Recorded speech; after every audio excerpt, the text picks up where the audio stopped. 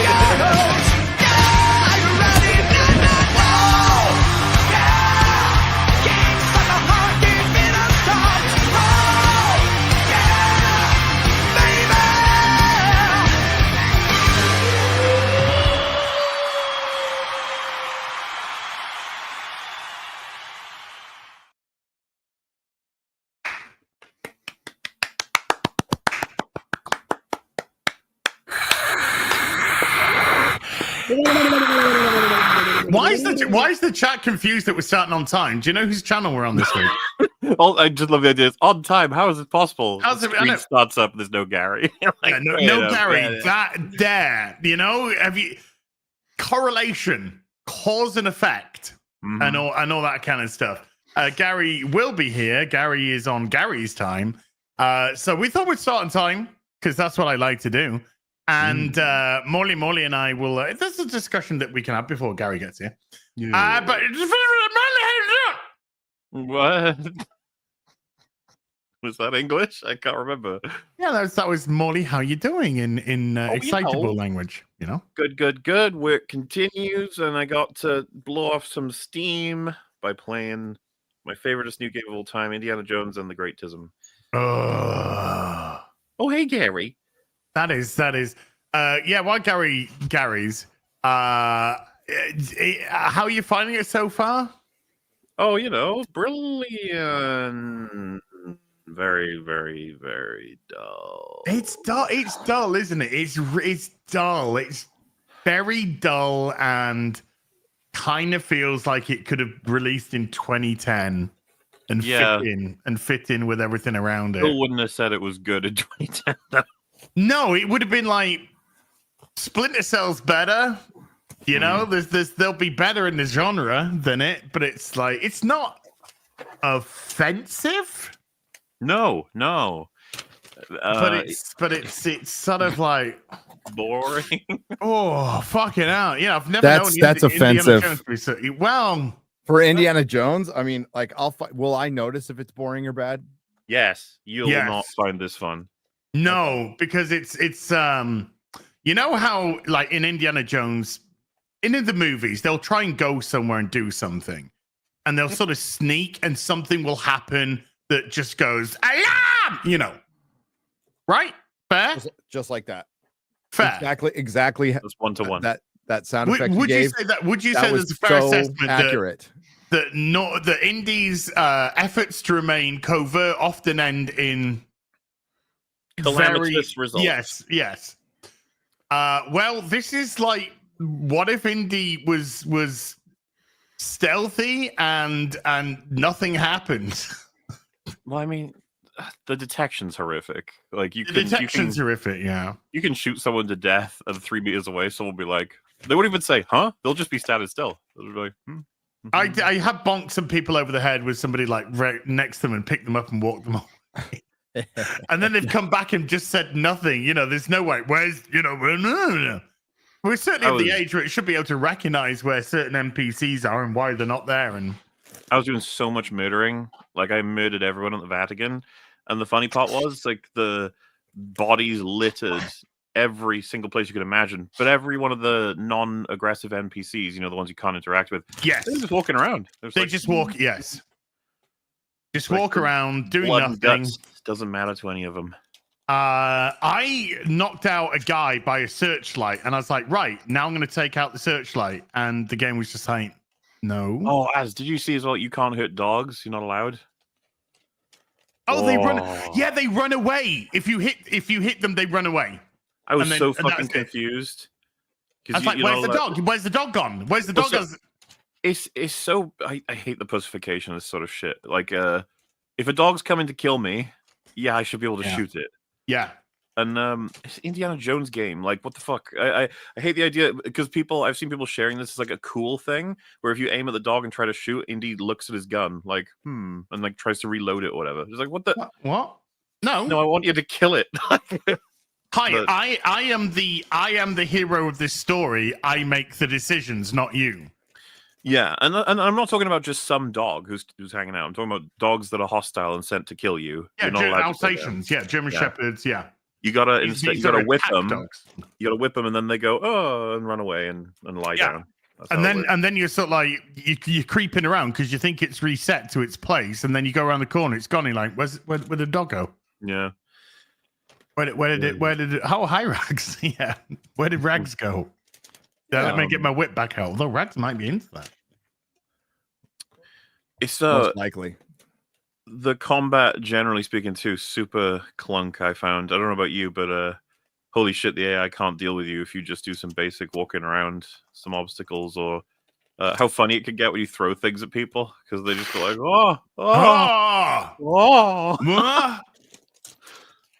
could do it several times. I had a statue. I picked it up, threw it. The guy was like, "Ow!" Then before he could recover, I picked it back up and throw it again. He's like, "Ow!" I hit a guy off a ledge, and he fell down into a big group of people, and they did nothing. Did you do the Tony Todd boss fight? At the beginning, the second one. No. I got very bored in the Vatican. Yeah, I can understand that. And that's where I got to, and it's like, when I do another stream, what should I do? And I was just, well, actually, I did have time to do more, but I said to the chat, Path of Exiles, because I started playing it on the same day that Path of Exiles 2 came out. And I said to chat, do you want me to stop half an hour before Path of Exile starts? I'll grab a drink, something to eat. I'll come back and we'll stream Path of Exiles, or do you want me to carry on with Indie? So I put up the poll.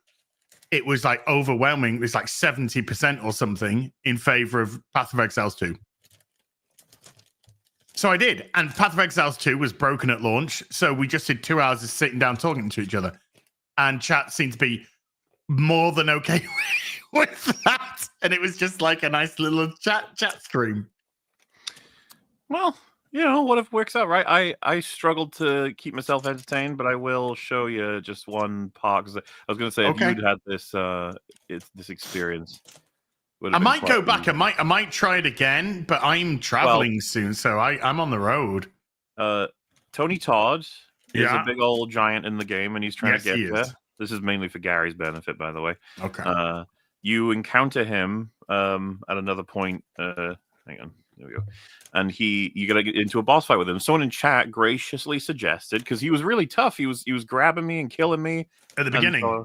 So I started. Well, even in this fight too. Oh, okay. So I started running around obstacles, and then someone in chat said, "Hey, why not try using the whip? See if that does any damage to him." And so this is what ended up happening. Okay.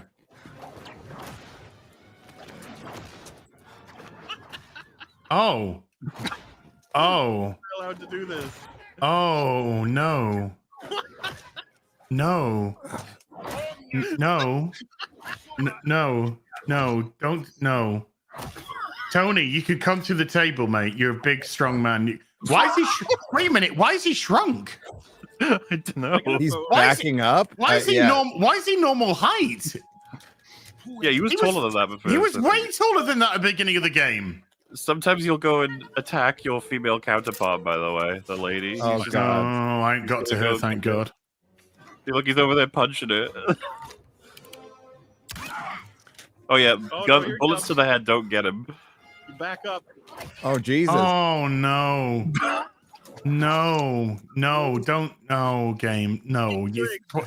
It's 2024. No. No. This works, by the way. It damages him.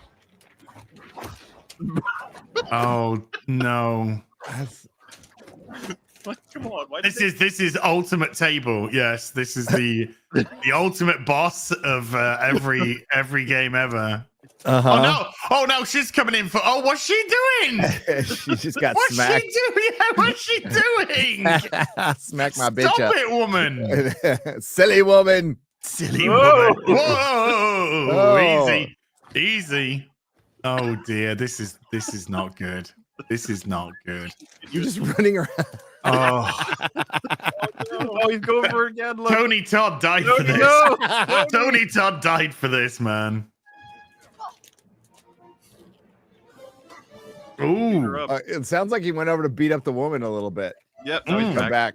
back. Let me smack this bitch up a couple times. Beat on a woman, you know? Just do a little beat on a woman. And then let's play run around the table for some more. Oh. Yee. Oh, this is gonna be. Hey, easy. Whoa. Easy. Whoa there, horsey. Whoa there, horsey. So, oh, I'm actually falling asleep here. I So, know. That's the thing. This is a very intense, hardest difficulty boss fight. Yeah. Who Okay. made this? I'm not. Who made this game? Bethesda. Oh, Bethesda. They're having a good run. Yeah, not really. Yeah, not really. This is pod racing. This is podcasting. Yeah, this is podcasting. What's To the brain, by the way. what's the point? I was gonna say, what's the point of the? Oh, here she comes. Woman's just running around willy nilly in the background for some. What is I she mean, that's doing? accurate.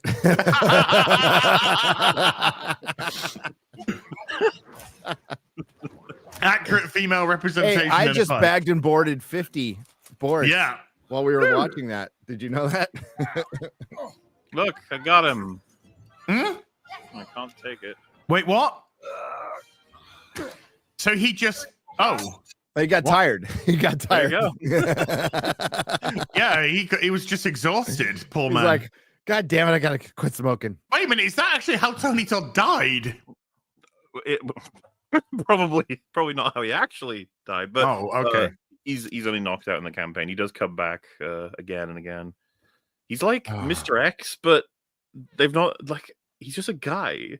I shot him 3 or 4 times in the head with a gun, and he's okay. Like what? Now I get that you can't have a boss fight if you do one headshot, the boss fight's down. I get that. There's a way to deal with that. You have Indy lose the revolver before the boss fight happens. I was gonna say, but that way you have to improvise. You have to improvise with using the whip to knock down the thing to incapacitate, so you can bang, bang, bang. You know, the things that you can do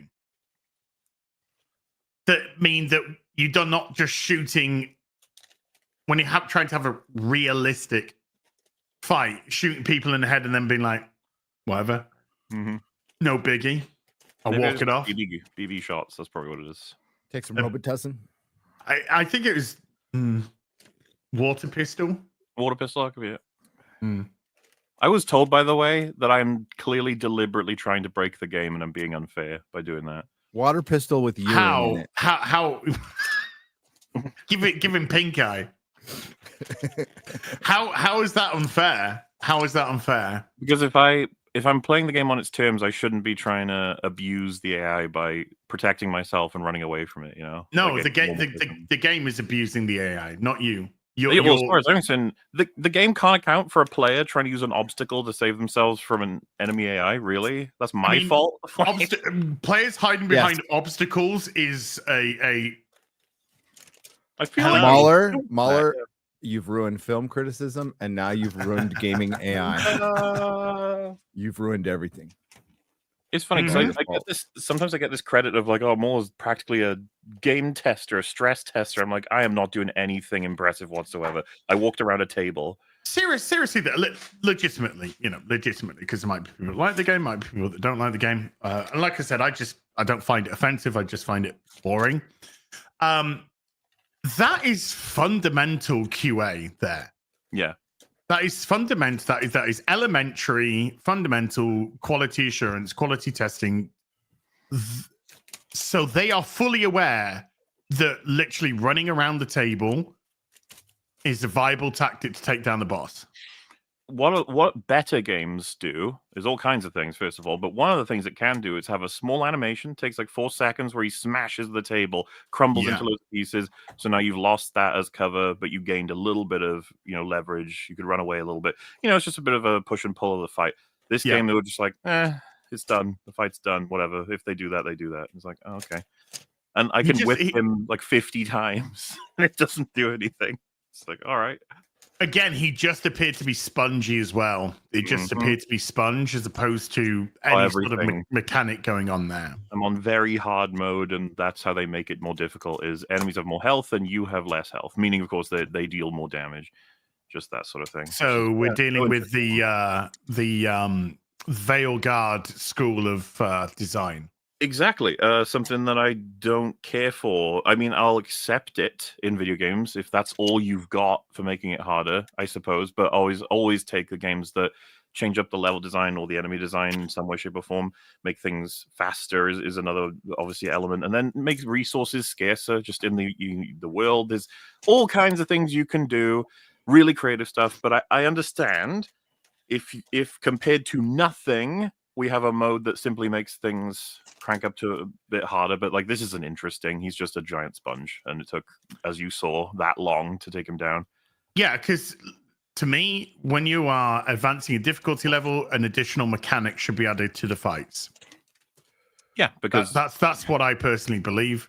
You add a different mechanic. I mean, for all the problems with World of Warcraft, at least they understand that when you're dealing with raiding, there can be different mechanics based off the level that you are raiding at. The boss can get different mechanics, etc.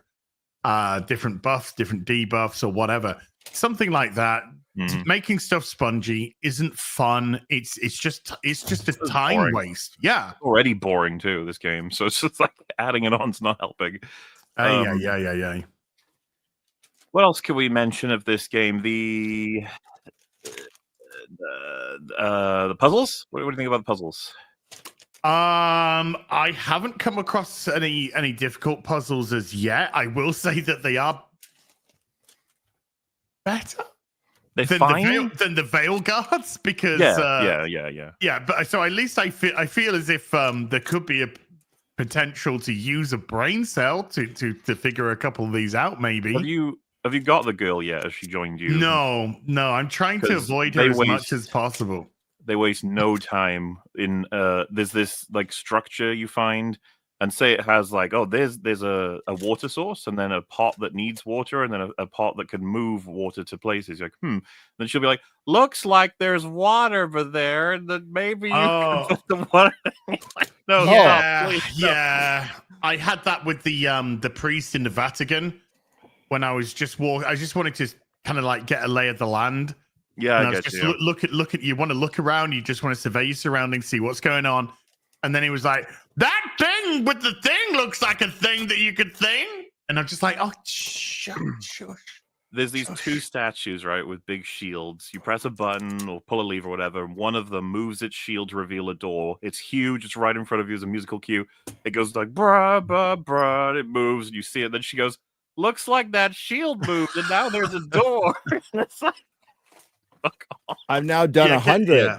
I've done 100. Boy, hey! Since we started talking about Indiana Jones, we're getting so much work done here. This is good. Can you is there a setting in settings for you to turn that shit off though? I don't know. I haven't checked thoroughly enough to know if there is. I hope obviously there is. I know God of War added one because people complain about it enough. Modern games, man, they've claimed several times, developers, they put it in because it overall ends up with like a percentage higher of happier gamers, because there are so many people out there who are literally like, where do I go? And then she goes, wow, look, the shield moved and now there's a door. They go, oh, thank goodness, I didn't realize. Yeah. Right. You should be you should come out as a game developer and just go, this game ain't for fucking retards.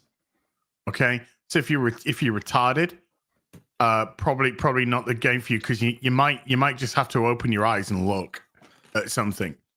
Can we please just stop this with gaming? Can we just stop the yellow on the interactable objects or the climbable objects? Can we just stop the bad natter? from Have the we NPCs. talked about the yellow? Because there's a problem with removing yellow, and that is that they need to have proper level design if you're not going to have the yellow, because the yellow sometimes actually does need to be there. Because take, for example, a building, and you Mhm. see a gutter or a windowsill or Mhm. whatever have you, a player might think, can I climb all of that? And Mhm. then the developer's like, no, you can only climb the way that we've built, so we're going to paint that yellow. And you're like, oh, okay. If they don't paint that yellow, you end up being like, all right, I'll try this. Nope, try this. Nope, try this. Yeah, oh, there we go. I could go up here. Point being, I'm okay with that though. I way prefer it if you build a level such that I mean, I hate to cite this because it sounds cartoonish, but Nintendo are amazing at this. They design levels such that your eyes are drawn to the directions you need to actually go and use. Yeah. I get that that's harder with realistic buildings, but the solution to that, I think, is you create multiple ways for someone to scale a building so that players can feel satisfied. It's like, oh, I think I can do this, and then the character can do it, and you're like, oh, yes, I actually can, as opposed to one Did you way. see there's like in certain levels with the Indiana Jones game, there's just like major bypasses. So like there was a section early in the game where you go through a door and there's like a corridor, almost like a corridor, and it's littered with guards, and you can take them out systematically to get to like a staircase to go up. And then I found a way to go up to the top, and I went to the top and I went right to the end to see if there was a secret, and there was no secret there. I was like, okay, so what's this here for? And then I went right back, and then right back to the beginning of the level, and then I looked up, and there was a whip RB. So I could have just whipped, gone up, and like bypassed all the guards. Yeah, I mean, there's a couple of things I've found where I have no idea what they were for. Like, I got to a place and I was like, what is this? Where am I? Why was this useful? But it's like, I think this was for something completely different, or I've just skipped a whole thing without even realizing it. Like, there's definitely design flaws in the level and levels and world. Beautiful, Nice. Gary. Beautiful. I think my biggest compliment would probably go to the world they've created in terms of like graphics and detail and an attempt to research the things that they want to create puzzles for and environments for. Feels like the art department did their job. It doesn't mean much to me, but it's there. You know, I'm more concerned with mechanics, I guess. I think Indy looks good. I think the main character models look good. Brody, Indy. I think they look very good. The character models, the environments look fine. They look, very nice. The NPCs tend to be pretty basic. Yeah. Which does sort of stand out because it feels like there's a lot of kind of copy paste everywhere with NPCs to the degree because they're not really fleshing out anything there. But the AI, I mean, it's on hard. I had it. You've got very on hard. The AI seems to be non-existent almost. Embarrassingly awful. Yeah, they didn't spend much time on that one. So it was like getting to the point where I was just like, I was getting so bored that I would just cause shit because I needed something to happen because I was bored as a player. It's not as if the game created a dynamic to allow me to stealth through a little section which caused an alarm to go off or cause something to trigger that and push me into a more action orientated event that then allowed me to go back into whatever it was. It's not Metal Gear Solid. It's really not. It's no Metal Gear Solid here. We're not talking Splinter Cell.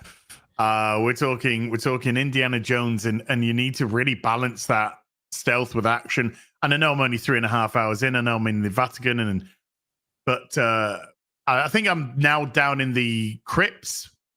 I think I'm in the crypt when I decided to self delete. Yeah, I mean, makes sense. You okay, Gary? You all right? Oh, I'm good. Sorry. Games Radar's show of the year. Breaking news. Rings of Power season 2.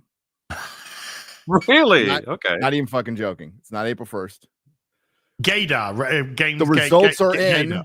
The Lord of the Rings of Power season 2 is Gay Radar's 2024 TV show of the year. Above the Penguin. That's silly. Above the Gentleman. Above fucking Clarkson's Farm. Above Tulsa King. Above Landman. How much did Amazon pay you? Yeah, it's not paid for at all. I mean, we know that. We know that Amazon paid because we know after season 1, all the all the outlets that were kissing its ass just suddenly went, right, now it's over. And our contract with Amazon is over for this term. We can tell you what we really thought Rings of Power, which gave them away in themselves. No, I mean, no. Stop it. You guys can go back talk about Indiana Jones. I'll just leave. I think we're done. I think. I don't. I was Is there gonna, anything else you'd like to add, Molly? I was going to continue leafing through the appendices of. That's fine. What do you think of Troy Baker's Indiana Jones? Thanks, honey. I think Troy Baker's excellent. I think his voiceover in it is very good. I think Troy Baker, for all that he's probably overused, like Nolan North, probably overused to the fucking nth degree. He is very good at what he does, and that's why he gets work, because he is very good at what he does. I think it's a very, very good attempt at bringing a young Indiana Jones back to life. I think he's nailed. Chat says I'm fighting back the tears from feeling excluded. It's okay, guys. Keep talking about it. We're almost done. It's like my friend when I'm at the bus stop, right? And all my friends are talking about the great football game they played while I was grounded. That's what it kind of feels like. Game was awesome. I'm like, I was grounded. Well, game of God, you should have streamed it. And it was Indiana Jones. I was busy watching the X-Files, okay? Very important. Any excuse. Okay. Yeah. Anything else, Morley? Well, I was going to say that his performance to me is like he's got everything right on the casual talking and murmuring, but he hasn't got. You barely at all get to see him emote or hear him emote. I guess I should say. He's spends most of it going like this. We gotta do that. There we go. Put that there. I don't know if we need to go that direction. I assume we do. It's like that sort of throughout. And I keep waiting for more of the way I described it was like the parts I remember most about Harrison Ford's Indiana Jones. A lot of the bigger, more bombastic, emotional exclamations, which he has plenty of, even though we think of him as quite the strong, almost reserved kind of guy. Yeah. So I don't know. I was hoping to get a bit more out of the performance, but I don't know if I'm going to be able to play much more of it. It's getting rave reviews though, and do you think that makes sense? Like I said, I find it inoffensive for what I've played so far, which isn't like 3.5 hours, whatever. I find it inoffensive, but I do find it dull. I do find it very dull so far. It hasn't grabbed me, and I'm being as open as I can with this. I would like this to be good. I would very much like this to be good. Maybe I need to advance further and then fall into it a little bit more. But right for now, those first 3.5 hours didn't grab me to the degree that I've actually had no massive desire to jump back on, which I don't think is good from a gameplay perspective, but the era of meh. Do you think we're at a point though where non-offensive is now becoming praiseworthy? I don't like this game getting propped up as a really strong game when it's like, yeah, I guess it doesn't piss you off in any way, shape, or form, but good God, mechanically this is so like crap. Basic, it's very basic from a mechanical standpoint. You called it at the beginning of the year. It's the year of meh. Mostly the year of meh. Is it going to be 2 years of meh? Oh no, it's going to be about 3 or 4. Okay, and I mean that like as brings up a good point. And I'm obviously talking about entertainment in general. That actually will be progress. If we get normal bad movies and normal meh movies, that would be some kind of progress. You're still going to lose customers. They're still going to go to something else, but that's what we're stuck with it. The age of meh. Hey, at least we got Penguin and The Gentleman. Who's got Penguin Shogun. And The Gentleman, Shogun, Clarkson's Farm, Tulsa King, which neither of you have watched, which you need to watch. Sylvester Stallone wins, by the way, as far as aging the action stars from the 80s, between him and Bruce Willis. Bruce Willis, unfortunately, it was health, so he couldn't help it. But hang on. But Sylvester Stallone wins. He didn't go out saying screw your freedom. He did a show where he like his age is appropriate. It fits perfectly, and he's a fucking badass in it. Sly wins between Arnold and Bruce and all the other action stars. I'll get you. Yeah. Oh, I mean, yeah. I'll show Mola. I'll just like your opinion on one thing, and then we'll move on from Indiana Jones. Okay. Because you said it's getting rave reviews. Mm-hmm. Yes. Yeah. Nobody's playing it. I'd have to see a comparison of single player campaign numbers of a game of similar. Like, I'm not sure what to compare this to because. Okay. Well, this has come out. This has come out with Path of Exiles 2. All my money. And Marvel Rivals, both of which have hit over 500,000 concurrent viewers. Yes, two completely different games, but two games which have grabbed the public's attention. 12,000 in 2024 at peak on Steam. Yep, there's Xbox. Yeah, there's PS5. But it just seems exceedingly low. What is like a what should we check it against, like in terms of commonly played single player games Last of Us on Steam? On Steam, did it come out on PC? The Last of Us, Last of Us Part 1. When did that come out? Well, okay, here. All right, here. Look, this is The Last of Us Part 1. Okay, 35,000. Over 2 years, just around 2 years ago when it came. So this is a game which is goodness knows how many years old that eventually came out on PC. Try Arkham Asylum out of curiosity. All right. I think we're talking a console era then, but still, I'm just curious to check out because the thing is, people saying Path of Exile 2. I don't know if that's a fair comparison because they're very, very. I'm not sure what to compare. Okay, right. All right. I'm going to tell you now. Before I show you the numbers, but like I said, the Arkham Asylum, when it came out, console was dominating over PC release. The result for Arkham Asylum is just over 11 years ago. Okay? Right. 6,500 11 years ago. So with PC being way more dominant, nearly a dozen years later, it's only double that. Which, again, I mean, from playing it, I thought it was really boring. I'm curious how the players will remain or not. And to be honest with you, I'm curious how many people picked it up. But it is reviewed pretty positively, like I said. Yes. But, I mean... 3.5 hours in, I probably need more to give I mean, I went through the whole of Dragon Age to talk about Dragon Age. Still working on my Dragon Age video, which is kind of developed into something else, but it's going to be a long video. But in terms of current games being played of a similar ilk, what we got, I mean. Difficult to really say. It's dropped down now. It's just dropped below 9,000 now. To me, that seems low. That just seems awfully low. My guess would be it's low. I just wasn't sure. Yeah. Okay, Gary. Yeah. What's up, guys? How's it going? You okay, Gary? You can talk. I'm good. No, this is a letter from downstairs. Oh shit. Hi. Okay.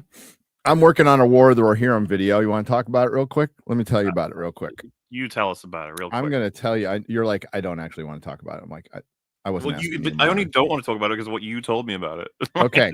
So I'm going to read the passage where Hera is mentioned in the appendices, Appendix A, page 431 in my 1970 reprinting of this is actually the Ballantine Books version. So I don't know if it's on your page. Everyone. It's story time. It's the 1, 2, 3, fourth paragraph down. Here it goes. Okay. To one of these councils, Freka rode with many men. Freka was a Dundling. Okay. He had the lands of the Westfold. Basically wild men. He said he had a trace of lineage to Rohirrim, but he looked like a Dundling. All right. Which is basically a wild man, white trash in Rohan. They originally were there first, then Gondor gifted Rohan their lands. So they were awfully resentful, and he came to offer the hand of his son to. So here's the rest of it. Freka rode with many men, and he asked the hand of Helm's daughter for his son Wolf. But Helm said, "You have grown big since you were last here, but it's mostly fat, I guess." Ooh. And men laughed at that, Wow. for Freka was wide of belt. That's the only time Hera is mentioned in the entire book. I can see why you'd make a show about it. Again, I'll break down exactly why, but Joker 2, obviously most disappointing movie of the year, probably. I mean, without a doubt, if you want to use the word disappointing. For me, it's this movie. I think I know Because- why, right? Because like this had a chance of being something a lot better. Yes, this had a chance of being something epic and centering around Helm and his sons, Haleth and Hama. Helm is a guest star. Haleth and Hama are barely guest stars. They're side characters who get fridged for Hera. So canonically, they die. Sorry, spoilers. But they, in here they die basically as motivation for Hera. So it is. They get fridged. I can talk about it more openly. They get fucking fridged. They fridge them for Hera, a made up character. So what Rings of Power did, I'm spoiling my video, but they tried to girl boss better. So Hera isn't as annoying as Guy Ladriel and insufferable. She just has every idea. Everything goes through her. All the men are dumb. And it ends up being they should have listened to her. Oh, and by the way, it's hard to argue against the fact that she's a lesbian. Okay. Now they don't like have her making out with girls but they do have an older woman mentor, and she does state pretty explicitly in the beginning, "I have no desire to marry any man." Oh. Well. But there's little musical callbacks to Lord of the Rings. And Saruman, by the way, Saruman says 3 words. Oh. That's good. And the rest of it, and it was 2.5 hours long. They cut it down to 2 hours. It feels like it's 5. So its worst crime is it's boring as fuck. Dude, But the movie I was boring looking stuff forward to lately. the most, and what it is essentially is a placeholder. It was only conceived at the last minute so Warner Brothers could retain the rights to Lord of the Rings distribution. Mm-hmm. But yeah, we were. Remember it got announced, and we were just like, "Oh, this could be good." Yeah, I was super excited about it. I was really excited about it. Yeah, not so much anymore. When's it? Is it out on the cinema? Well, in some countries it's out already, but not yours. It's like Mexico and Spain and stuff. Yeah, I saw it about a month ago, but I feel freer to talk about it now that other people have seen it, because I don't want to get somebody in trouble, because I was not supposed to see it at all. Yeah, totally. But yeah, I wouldn't want to sit in the theater for this. It's a slog. So Hera is, yeah, she's nicer than Galadriel. Like, she actually likes her brothers and treats her dad with respect. So props there. More props. The Rohirrim are white. They're all white. So like, it looks, it's got some costume, and Edoras looks like Edoras, and the Hornburg, because it's before it's Helm Deep, it looks like the Hornburg. And Wolf, they turned him into a hopeless simp for Hera. That's his motivation, is not just because his father. So Helm Hammerhand gets the name Helm Hammerhand because he and Freka step outside because he said Freka was fat, and Freka actually wants to get his throne. So Helm Hammerhand does his counsel, and he's all, then let's step outside and let's talk about this like men. Ooh. So he goes out there, and then he kills him with one punch. So that's where he gets Helm Hammerhand. Not a good move. Badass, not a good move. Now in the books, he then banishes the rest of everybody. In this, he kind of goes, "Oh, I didn't mean to. It's like, good fucking God. So not as bad as Rings of Powers, but considering that Philippa Boyens was involved in the storytelling, super disappointing. and it's filled with subtler feminist themes all over it, all over it. Oh, and the reason they give you why she's not told in the tales is right there along with Michael Burnham in Star Trek Discovery. Oh, they have like a in-universe thing for it. Yeah. Well, it's forgotten. Tales won't be told. It's told through oral tradition, and the only explanation I could come up with is the patriarchy, obviously. Whatever. Well, I can't. I'm not gonna. I just can't. No, well, I mean, hang on, check private chat. It's Christmas. I got better things to do in my time than just waste on shit like that. I gotta deck the halls with boughs of holly. Blah blah blah blah blah. I think I'm okay. You know, kind of think I'm okay on that one. You're good. Yeah, huh? Yeah, I put it some decoration. You know. Oh. Deck the halls with I boughs think of holly. it's kind of mid with the critics right now. I don't give a fuck what the critics think. And I mean, the one thing I guess I would agree with them is there's no like real characters to like follow. Like again, Hera's not totally insufferable. She's just nothing. So we're back into the mess. So, you're not totally pissing me off. That's great. You're boring as fuck. Too much of that going on. Oh my God. She Nancy Drews her way through this movie. She figures everything out. She's a brilliant strategist while her bumbling helm like falls into a trap. Sounds like a humdinger. Oh, the Tolkien purists are just gonna love it. They're gonna love it. King Fanor, you are gonna love this movie. Alpha Chad, yeah. Oh, I'd say Middle Earth Mixer would get mad, but he just said he liked Gladiator too. Everybody's got a right to their opinion, and I love them. But that Gladiator 2 ending. Okay, can I talk to you about one thing, Mahler? Because it kind of got brushed over on FNT. Is at the end. At the end, there is a giant army chasing him,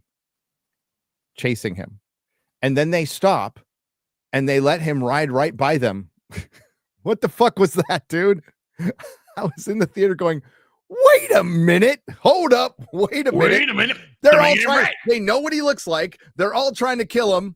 The Hound the Hound's in it, by the way. Just looks at him. Oh, okay. As he goes up to fight Denzel. And they don't do shit. Maybe they're racist. Yeah. Could be. Did you notice that? Yeah. I mean, like, I'm like, what the fuck is going on? The ending was ridiculous. Well, I still haven't seen it. Oh God, you haven't? Don't see it then. Never mind. Well, yeah, I what mean, I'm talking about. Everyone has told me not to. So Yeah, I've been told it's. Imagine Gladiator told really badly with an attempt at a happy ending. Yes, I mean, happy as everybody he cares about dies, but he lives. But he doesn't care, so it doesn't matter because his wife's dead and he doesn't seem to care after that. Yeah. Wife died. How you doing? Fine. Well, all these movies that did like pretty.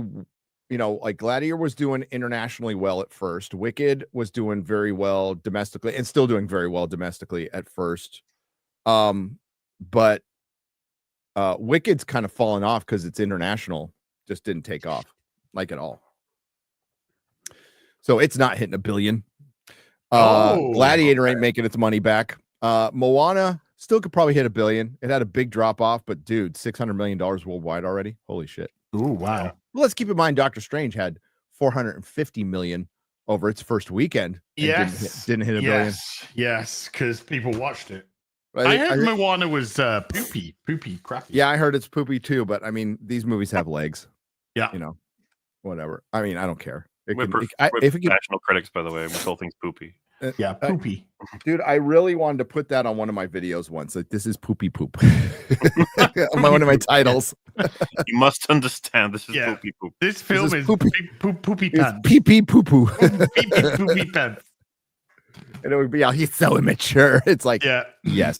And people listen to this guy. They listen to this guy. Oh my god. Oh my god. You should see the shit we get for thumbnails. There's pretty good Reddit threads on our thumbnails. Like even like one I read that was like, this is really childish, but I can't lie, I laughed. I have seen so many people say like, "I am offended," and then the next comment will be like, "It is funny though." Yeah. You have to admit. Yeah.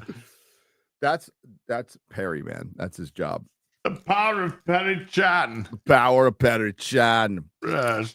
Oh God. I told Mahler, I'll tell you in the private chat. I know some Marvel news. Not the Chris Evans coming back.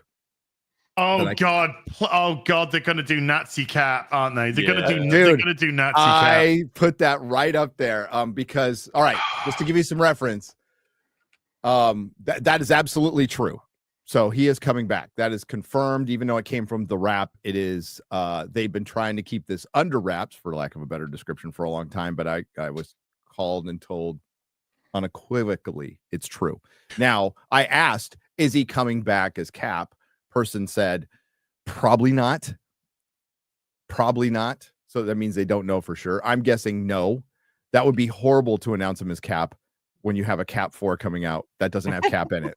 Dude, I don't think it's going to have any of it. Might actually boost the movie, to be honest. I think it will. As fucking if this is going to do anything, but it's going to be a fart in the wind at best. No, Marvel knows this. Marvel knows this. This is the guy who called me and said, so we recut the entire movie. It's a little bit better, but it's still shit. It's like everyone's lying to themselves. Did you hear how long it is? Did you hear how long the movie is? 2 hours 45 minutes. 2 hours and 45 minutes. That's insane. Dude, that movie's gonna be so fucking like nonsense. Holy shit. I've had some issues sleeping recently. I think it's gonna be great for me. It might. But get a good 3 hours sleep. There is hope. They're trying to turn some shit around, and I'm allowed to tease it. That's all. I'm allowed to tease what I know. And dude, if it comes out before I'm allowed to say something, that's great. But there is hope. Mahler knows now. Can I just say that how long ago it was? When did the Marvels come out? A year ago? Yes, just a little over a year ago. Just a little over a year ago. I did stress. Oh no, before the movie even came out, I did stress that Marvel insiders were actually openly laughing at the film at a party before it had been released. I also told you that they were using the term skate quick over thin ice. Because they realized the film was shit. That's why they knocked it down to 90 minutes. And I also told you that on the final cut screening, they said, how are we going to get Robert Downey Jr. and Chris Evans back? 1 year removed from me saying that, who are back in the MCU. I will say that was like one of the most obvious desperation plays. That's what I think the average person would have. It's a desperation play, but there's a difference between trying and No, I mean, we all knew, like when they said Secret Wars, we knew they were coming back. And I think Toby's coming back, and Andrew checked the private chat. So Hugh Jackman, Wolverine probably. 10 more movies. I hope so. Oh, dude. So until you're 90. There's till you're dying. So they know. Well, no, they're gonna probably. Here's my best guess. It's probably headed to a soft reboot, and they're gonna have to recast the main characters like they were always gonna have to do. So that's what like FF and Doomsday and Secret Wars are all heading towards a soft reboot of the MCU. They just are. Do you know what it needs? It needs a fucking hard reboot. I agree, but I mean, they're not in a position to do that. That's a position they put themselves in. They should. I agree. They should just end it and restart. But there is a time in the MCU book where Kevin was quoted saying that would be a failure if we did that. Well, I mean, you got no other choice at this point. They are trying, though. They're definitely trying. So got a question. Sure. With what's-a-majiggy now? Who? Kang. Okay. What's his name? Of course, I should have gotten Kang out of what's-a-majiggy. I gave plenty of clues. I said what's-a-majiggy. What's he called? I forget his name. That sounds racist to me. I forget his name again. Jonathan Majors? Jonathan Majors, thank you. Jonathan Majors is, by the way, charges dropped Yes, now that Jonathan May, not just charges drop, but now that they're he's sort of coming out onto red carpets now and being in movies and shit, those are coming out. Do you think we will just see some sort of Kang resolution, or are we done? I think we should be done because Kang's a stupid fucking character, but it's pretty clear Jonathan Majors was done kind of dirty, right? So that being said, don't think he was great in Kang. I'm fine with them being completely done just because the character was crap. I don't care what he did behind the scenes or did or did not do. The question of whether or not Disney are going to do anything about it could be like they give him something ceremonial as an apology. Yeah. Pedro Pascal should play Kang. You're right, chat. He should play everyone. Yeah. I'm legitimately scared though that we are going to see Nazi Cap, because if we're getting Doctor Doom, Tony Stark, I think that's a very big possibility. Well, that was the first thing I thought of, because they're doing a bad guy Tony Stark, and you don't want to bring in Cap while there's still a Cap movie. Although they just announced Chris, and they can announce Cap after Cap 4 bombs. That is a possibility, but I don't think he's coming back as Cap. And you could say that Secret Empire Cap isn't Cap, even though in the comics it was Cap. Yeah.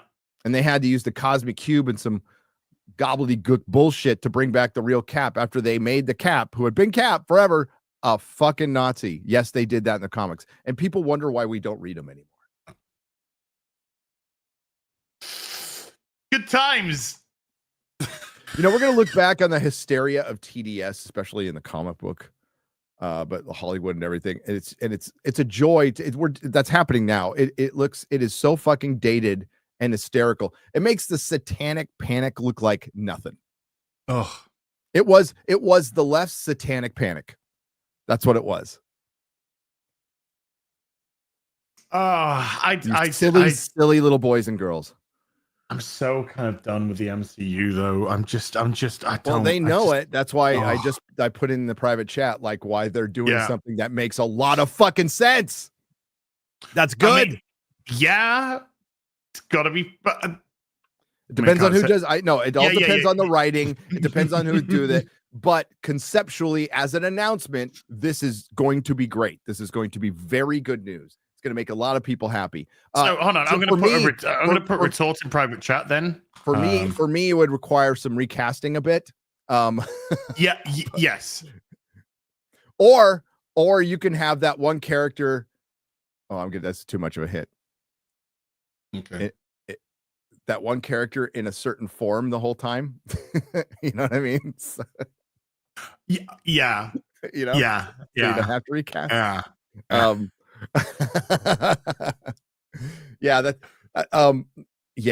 I say nouveau, s'il vous plaît. There's another one. I'll tell you about it after the show. I'm gonna get in trouble.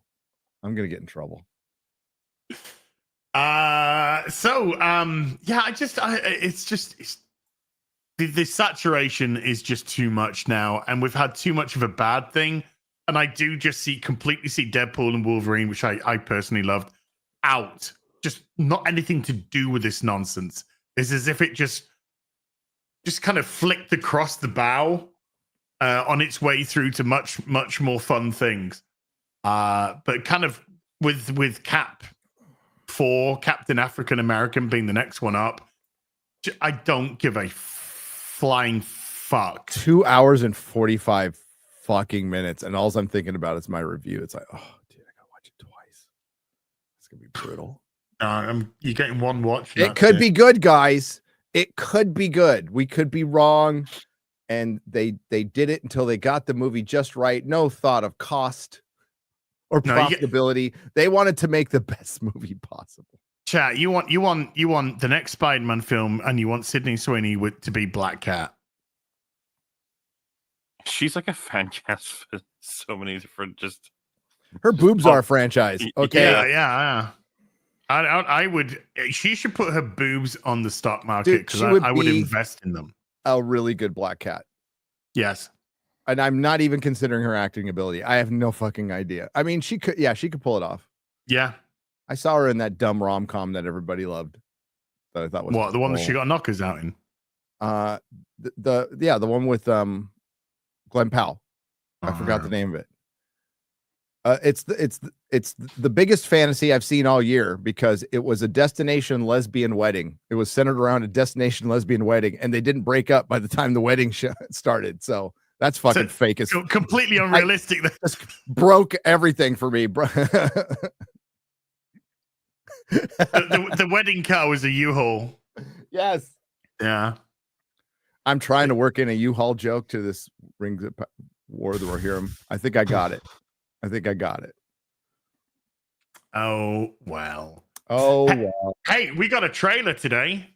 Oh, dude. We got it dude, I was up editing till 3 a.m. and it dropped at like 2:30 in the morning for me. So it must have been for you UK guys in the morning. Yeah, we got it like 8 a.m. or something this morning. Somewhere along there. Holy shit, dude. 28 years later.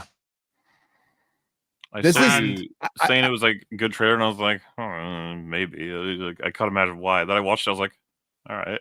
No, dude, like this is trailer 101. This is how you make a fucking great trailer. Correct. Support the stream chat because don't know how the movie's gonna be. Sony will copyright strike this stream. So there you go. Here we go, which just means chat will get, because I'll have to cut it out, and then chat. Well, unfortunately, because I cut it out, chat will be no longer existent on the replay. So have your fun where you can. So yeah, this is 28 years later. The trailer. If you want me to stop it, gentlemen, just say so. Fucking nail a trailer. Oh, it is supposed to give you a taste of the experience. They were never like supposed to give you the whole movie in 2 minutes. You know, that was never the point. So like what vibe that creates, it makes the whole audience be like, I'd like that for longer. Yes. Like, see, is that a little bit of Vinnie Jones we saw there?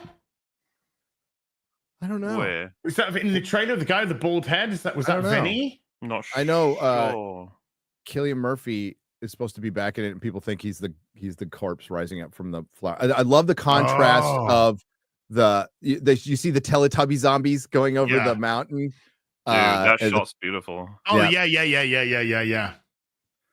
So this is Alex Garland and Danny Boyle back for this one, right? They're doing a new trilogy. Believe me, you're not going to want to know who directs the next one at all. But this one looks good. I think I know. It's Ralph Fiennes. It's Ralph Fiennes. Thank you. That's Ralph Fiennes. Yeah, it's not Vinnie Jones. It's Ralph Fiennes. Rafe Fiennes. Sorry, I always say Ralph. Rafe Fiennes. He shaved his head. Yeah, fucking hell. Yeah. He's been on protein. Yeah, dude, that stack of skulls. And they talk about, like, I guess the rage zombies are evolving, you know. Well, I mean, remember they died out at the end of 28 years, 28 days later. 28 days later. And then no, they were dying at the end of 28 days later. But now, you know, we saw the one rising up, and looks like a little bit. Yeah, I mean, all this is bones as well. All of this is these towers are all bones, human bones. Yep. So are they getting religion? I don't know. Are they? You know, is it kind of becoming a sort of cult? Is it a religion? What? And is this done by people, or is this done by the premise is they're on some island. You saw the island, right? Yes. And then there's a causeway, and that's the only way in and out. And a group of people have to go down that causeway and go into the interior of the country, which they haven't done for a long time. And you're kind of, you know, doing a Homer's Odyssey kind of thing. Which would be kind of cool. So, wow, Homer's Odyssey, 28 whatever later. That'd be. Yeah, you need to watch. Was it Kara just said she hasn't seen 28 Days Later? Go fucking watch it. That's a good movie. Yeah, 28 days, then watch 28 weeks and set yourself up for this next year. Holy shit. The beginning of 28 weeks later with Robert Carlyle. Oh, it's excellent. My God. Just like how to get, like you said, how to get mood, how to get just the beginning of that film.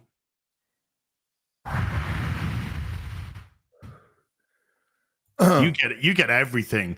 You get everything. You get the fear. You get the fear. 28 days later, brought back the zombie flick. It brought back, I mean, it made quick zombies, and that became the thing from there on in, didn't it? People were into quick zombies. Oh man, then. zombie era, that lasted a while, didn't it? It did. It did. I mean, it was 28 days came out. 28 seconds later is my love life.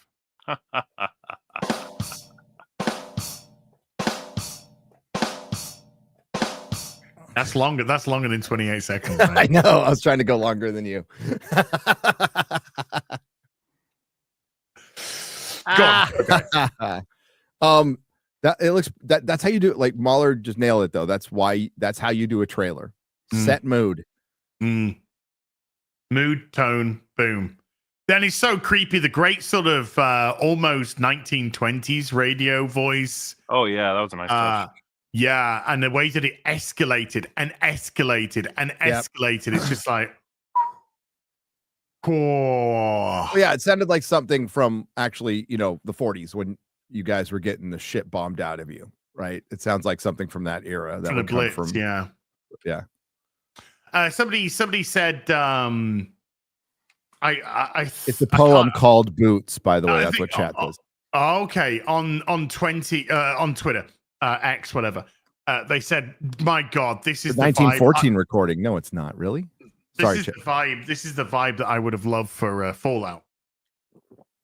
And I'm just like, ooh, yeah. If everyone, instead of everyone being retarded, you could have actually developed some tension and fear and. Well, no, if you were that earnest in Fallout and still had the weird, surreal, goofy stuff with that type of earnestness would be better, much better than it being just goofy and retarded. But oh God, I've seen that trailer a few times now, and every time it's just like, I want it right now. Mm-hmm. I could just really go with a cinema now. See that? It feels like it's a rare thing to have a trailer completely sell you on a movie. Yeah. Yeah, I saw that and like, I'm in. I've probably seen everything I need to see now. Don't need another trailer, but obviously they do that. They do 2 to 3 trailers now. But after that one, I'm just like, I am sold. And it makes me just want to go back and watch the first 2. Oh yeah, I mean, I will definitely rewatch them before seeing this one. Oh yeah. Because the second one ends, doesn't it, with Paris just being swarmed, doesn't it? It's actually, isn't it like we can hear over a radio or something the results at the end of the second one? Well, you know where they filmed the dueling condition scene for John Wick 4. You see the zombies just like swarm over there towards the Eiffel Tower. You just see them swarming over. That's the way that the second one ends. They should appreciate cultural icons, zombies.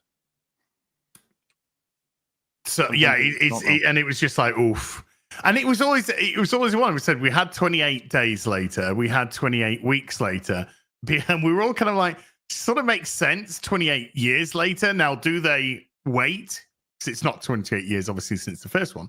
Well, what happened to 28 months later? Well, that's just it. Do we get 28 months later and then 28 years later? But I kind of like the distance. Yeah, because you could do futuristic. Then you could do 28 decades later. Well, they showed in the trailer there are like 10,589 days. I'm like, wow, that's about half the time George R. Martin's taking. More than half. He's done half that time, but yeah. And he still hasn't finished the book by then. The zombies were able to regenerate in a quicker time than George R. Martin was able to write his fucking book. Maybe he could cameo as a zombie in it, like he did. Fuck. Jesus. So it's Aaron Taylor Johnson as the lead. Rafe Fiennes. Hey, is this going to make you want to run out and see Craven? Oh no! Oh, is it out? Is it out? coming out this was Thursday, same day as War of the Rohirrim. Everybody's bitching because I'm making them watch it. I'm like, yep. Oh, That is thank, mean, Gary. Very mean. thank God. It's not mean. We cover pop culture. It's not fucking mean. Is that pop culture or is it just pop dustbin? It's pop trash, Yeah. okay? Pop But poopy considering I'm sorry, you have to go to a movie. I'm sorry. my not. boy. Not. Well, Hey, at least you did you hear- apologized. And I totally meant it. It was totally. Did you hear about the Chronicles of Narnia and Greta Gerwig's gonna do it? And Amy Pascal, the woman who gave us Ghostbusters 2016, said it's gonna be a different take. It's gonna be rock and roll. Woohoo! It's gonna be rock. Narnia. What year does it take place? Narnia. What year does it take place? It's the 1920s, 1930s, isn't it? Yeah, it's like 30s, like 30s it's or before something, yeah. rock and roll. The height of rock and roll, you mean? Yeah. The height of rock and roll. Yes. The Depression, whatever the fuck. Or is it set in? Is it actually set in Edwardian times, Victorian times, or Edwardian times? Lion Witch It's in the Wardrobe. not set in the 50s. 1940s. It's set in the 40s. The Okay. 40s. Yeah, I thought it was Oh on wait, World yeah. War II. Aren't they kid? Yeah, they're war kids, aren't they? Duh. The war kids, yeah. Yeah. So yeah, no. Yeah. Amy Pascal rock is and roll in World War II, hand in hand. Amy Pascal is a coke-infested Hack. moron. Yeah. Oh yeah, she's Yeah, she she's is a tweaker. Did you see her? They don't let her do interviews that much, but when she was with Kevin Feige, she's all, yeah, doing all her little coke shit. Yeah. Yeah, I'm sure it's going to be a massive hit. Yeah, Greta Gerwig, great choice for Chronicles of Narnia. Well, she did, in all fairness, she did make the greatest anti-feminist movie of all time in Barbie. Unintentionally. Yeah. Unintentionally. Complete and utterly unintentionally. I adore the people who are trying to read into us going, she's secretly based. No, she's unintentionally based. Maybe that might be an argument, but no, they set out to try that. That America Ferrera speech is so fucking cringe. And by the way, America Ferrera now going to the UK, you can have her. She said she's leaving America because of Trump. In truth, she's leaving America because everything's being shot in the UK. Is she going to London? Yeah, I mean that's okay. Not so the, she's not. That's so not she's the UK. Not going to the UK. Then She's not going to. She's not. Well, I mean, isn't there the town of London? There's the city of London, and then within it, there's the town of London. Right? It's the town. London town. London town. Yes.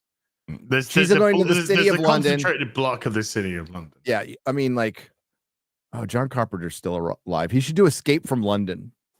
Oh yeah, and just have a regular day. I mean, yeah, he's just doing in the week. Music these days, I think, right? He's not doing films. Yeah. No, all he does, I think he smokes pot and plays video games, and it's like, I'm not down with the smoking pot. I mean, but you've earned it, brother. So go for it. Remove the pot. I'm okay with I'm okay with all the other bits. When you're in your 80s, smoking pot and video games is absolutely okay. It's like totally okay. It's good life. It's good life. It's a good life, man. You've done enough to like, now I can kick back and smoke pot and watch video games. Respect. Just a little bit of Henry Cavill news. Henry Cavill has said that they have, by the looks of it, they have come to an arrangement with Amazon and Games Workshop on the story that they want to tell for the Amazon Warhammer TV show. So it is very much going on. It's still going ahead, and Henry has nailed down the story that he wants to tell. Good. So it's wait and see now. Yeah. I mean, all the people who could potentially, it depends on who's involved, but if like the Jennifer Salkis of the world are off fucking off Wheel of Time and Rings of Power. So she might be too busy. I did see the Wheel of Time people deciding to bum lesbian relationships. So it's just like, It's Wheel of Time. Like nobody's going to watch that. It's taken 2 years. We're on the slow. Well, not the slow. It's good. The bottom already fell out from this, and after season 3, you're gonna see Amazon restructure things. Same thing's gonna happen to Rings of Power. They'll find some way to reduce the budget, film back to back, have the full season so they can save face while saving a lot of money. The only reason these shows aren't getting canceled is because they're fucking vanity projects. And that amount of money is not going to hurt Amazon, but they are a company that has to answer to shareholders, and the shareholders will go, there's something draining. This is this big profit machine you have. There's something draining on it. It's all the shitty TV that you're making, which is bad for your brand, to where you have to pay Gay Radar to say you had the best show of the year in a year with the Penguin. Yeah, but Gay Radar, it's not as if anyone takes them seriously. No, I don't. We know the access media is pathetic. We know the bubble that's existing between them. Nobody cares. Gay Radar made nobody watch the show.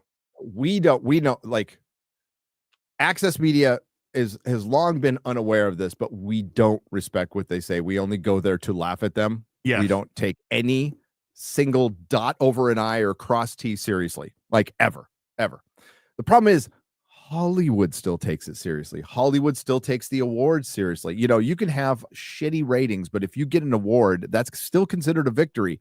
I'm not sure how much longer that can last, because awards used to give anything a little bump. They don't anymore. That like not at all. So, I mean, it's great to see that Penguin was nominated for a Golden Globe, but like Golden Globes are retarded. Okay. They're just fucking retarded. They've always been retarded. The Oscars used to be kind of cool. They're retarded now. Doesn't matter.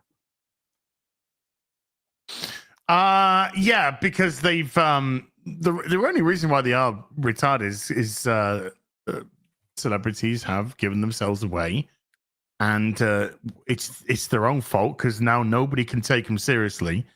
Yep. And so what if we can't take you seriously? How can we take your shiny plastic award seriously?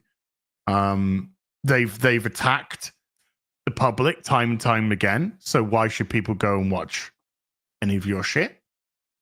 Why should people care? Until there's some humility return, and I don't think that's going to happen anytime soon. Just let these things just fucking die. Let them get the little parcels and little trinkets and the little gift bags, and they'll keep getting, and they're getting smaller and smaller. And these poor people who are busting their ass being Star Wars fans for 5 years are just going to get like a little Velcro patch. Like a Boy Scout, they can sew it onto their tuxedo or whatever and say, "Hey, look, I got a thing. I did a thing." No, like I think movie companies should like get rid of all of their marketing departments. I think that you want to talk about an utter waste of money. They've been lying to you. You've been believing the lies because you're retarded too, by the way, studios.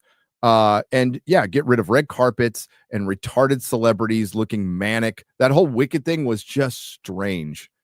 You could make an entire documentary off of how strange these women were. And I personally think I had the best description of what it was. They all look like they just got out of Harvey Weinstein's office. Wow. And they're just trying to deal with the trauma. The trauma. I love me. I'm a beautiful person. I love me. You love me. I'm love a person. me. I have I'm feelings. a person. I'm a person. I have feelings. I didn't just destroy all my integrity going in that office to get a role. Just get off the drugs. Yeah. Just get off the drugs. Get off the Prozac. Get off the whatever it is that you're on. Just get off them. I mean, they're barely functioning human beings. It's like you just made it. You're being interviewed for a fucking witch in a musical. You're not. It's not as if you're making world peace or something. Just, No, all these motherfuckers look like they cure cancer when they go Yeah. out there. yeah. Do you know how many lives they say this I movie have saved saved? so many lives By making out kissing with a man dude for in a half bad Marvel movie. half a second kiss in a Marvel movie with another dude. We saved lives. Yeah, no, no, none. How about none? It's the lives that people took watching your film I'm more concerned about, mate. It's fucking terrible. No, Where's that sequel, by the way? The Eternals saved a lot of lives because fewer people got in their cars to drive and go to a movie theater, lessening the amount of accidents. It did save lives. Okay. Hashtag fact. Fact. Hashtag lifesaver. Hashtag. Hi, Molly. What are you doing? Hello. It's playing Indiana Jones. Is he? Of course, obviously. My favorite game of all time. I mean, you know, the clips you guys showed me of those two is kind of worrying. Did they record the two Wicked films, or have they only done the one? Like, Record? I think they did it all at the same. I think they did it all at Record the same time. Mahler, you've been YouTubing whatever too long. film. Did they record the YouTube movie? brained. That is recording. What do you mean? I think they recorded them at the same time. They recorded them. No, I think it's accurate. I think it's just funny. That's all. Did they record the movie? There is a record of the movie, yes. Hey, some of that Alex Garland, if not all of it, they mentioned in the article, filmed on an iPhone. Yeah, but that's really. They recorded the it. actual like the setup. It was a hell of a lot more than an iPhone. Yeah, dude, they put it. Yeah, it's an iPhone that gets processed through the highest, like fucking editing software and color corrected, and saying it was done with an iPhone is bullshit. A little bit of a stretch. It's bullshit. That's what they said. Yes.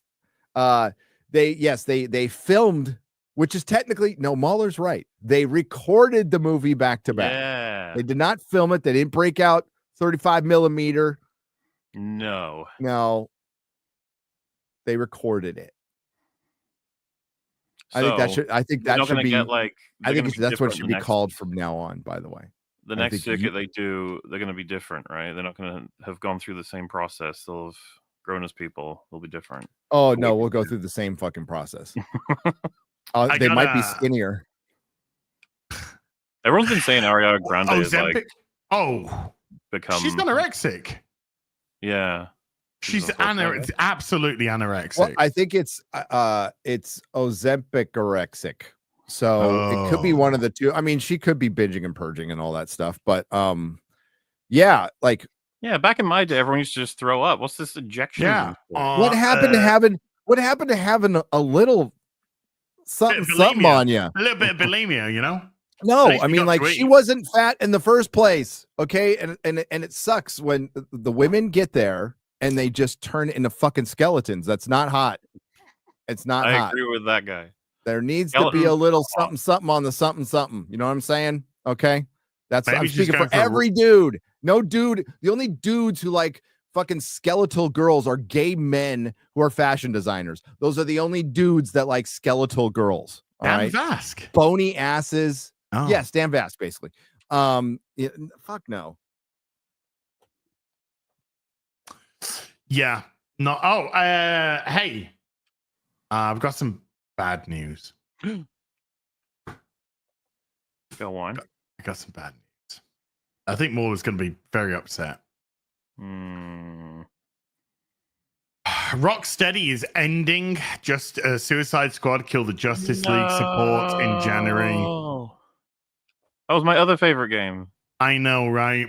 Rocksteady is pulling the plug on the new content for Suicide Squad Kill the Justice League after season 4, which was actually the contracted post-launch content. That's crazy, man. Is it because it was an awful thing that no one liked and was made for nobody? No. Crazy. It was so good, people just didn't realize it.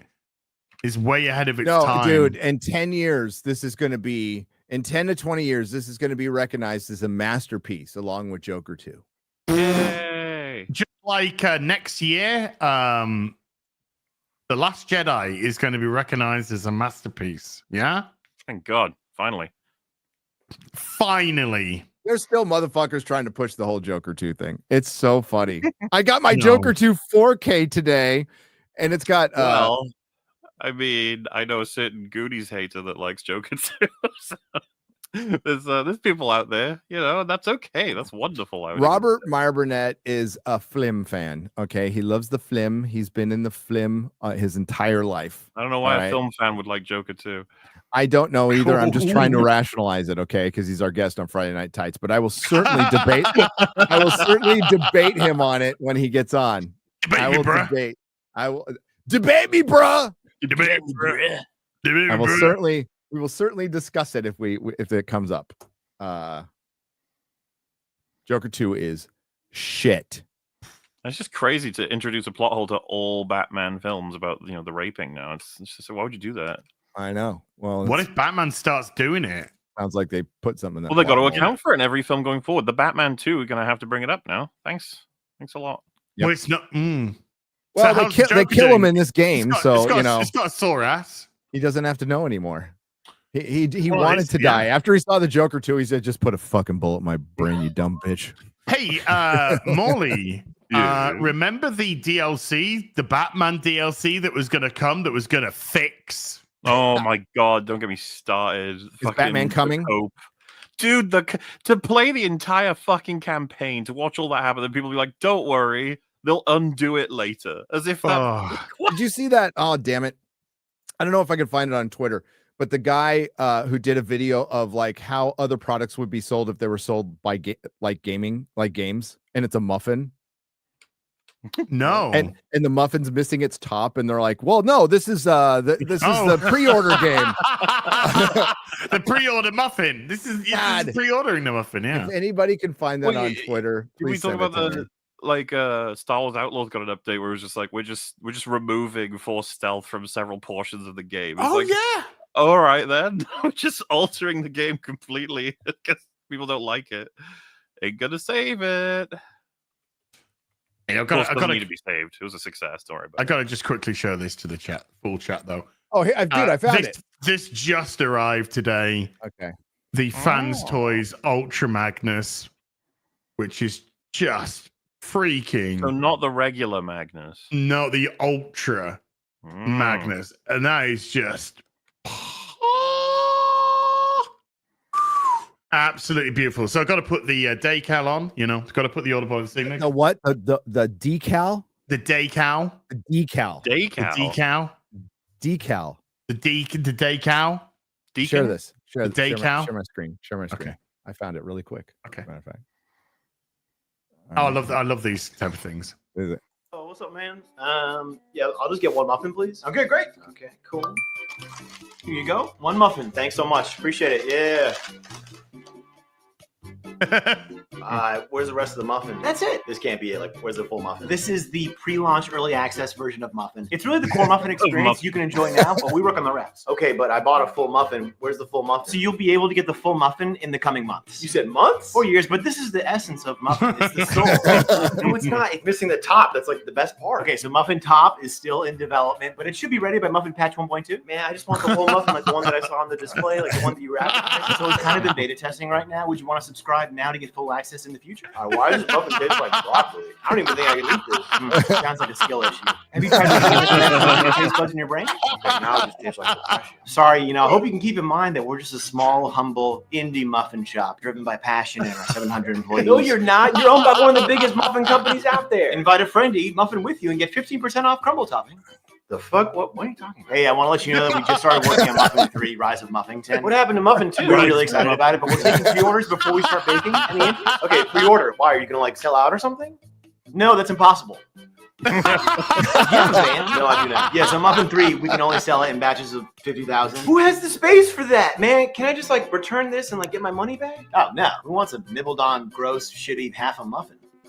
Now, if we were to put a drawing of Kendrick on a spaceship on the muffin wrapper, would that make it taste better? Okay, I think I get it now. Is this a scam? This is a scam. This is a scam. It's a scam. Yeah. Okay, appreciate it. This is a scam worth Eve. Yeah, awesome. This is a scam worth Eve. You know, this is the last time that I came here. Why do you keep coming back? Because I must be a silly bitch. Because you're a silly bitch? Okay, it's a silly bitch. This is overpowered. It's so good. Oh, dude, you gotta fucking share that, dude. You gotta share that. That's fucking amazing. That's brilliant. That is very funny. Very good. And I laughed. And yes, exceedingly I'm a true. silly bitch. I'm a silly bitch. Oh, God. Geralt voice actor Doug Cockle has revealed that he, inverted commas, got slapped by CD Projekt Red for saying that Geralt will appear in The Witcher 4, but not as the main character. Wow. I am so not going to play that. I can't wait to not play that. I can't wait to not pre-order it and wait for You're the not even patch. open the doors. I'm not even going to. I can't wait to not open a single door in that fucking game. I'll be fine with The Witcher 3 with the tits. And chasing a fucking goat in a yard for 2 hours, which I actually had fun doing. Okay. Oh, there you go. 2 hours. 2 hours. Well, it wasn't a full 2 hours, but I was like spent about half the game chasing that fucking goat. And I think I almost killed poor X-Ray Girl who was babysitting me during that. Because you weren't there to babysit me during the game. Oh, dude, I'd already killed myself. Dude, the Gollum, let's go back and look at some of the Gollum games, and you are literally treating me like a 4-year-old when you two guys are there. You're all, warmer, you're getting warmer. And it still wasn't enough. A 4-year-old was too skilled. I don't know where to go. Well, Gary, do you want to actually face in the right direction so you can see where you're meant to be?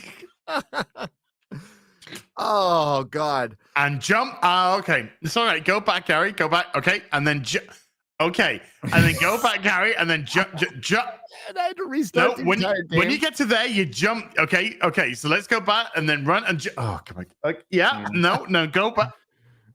It was funny. It was funny.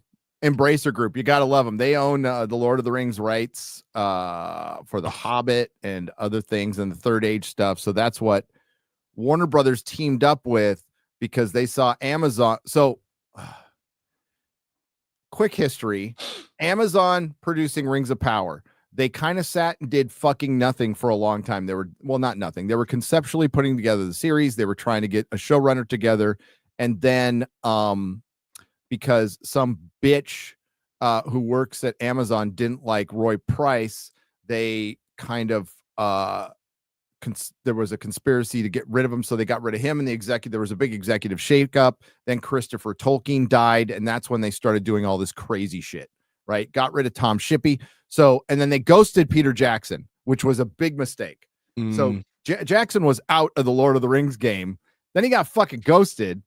So then he went back to Warner Brothers and Warner Brothers is like, well, we have to do something quick to maintain our rights because they're encroaching on Peter Jackson's Lord of the Rings. And Warner Brothers did not want that. Warner Brothers was like, fuck you, Amazon. Do not connect this to our trilogy in any way, shape, or form. And anything you want, you're going to have to rent for us for a lot of fucking money. So that's what happened. And that's what inspired this. Oh, we'll just do this dumb anime to maintain our rights forever.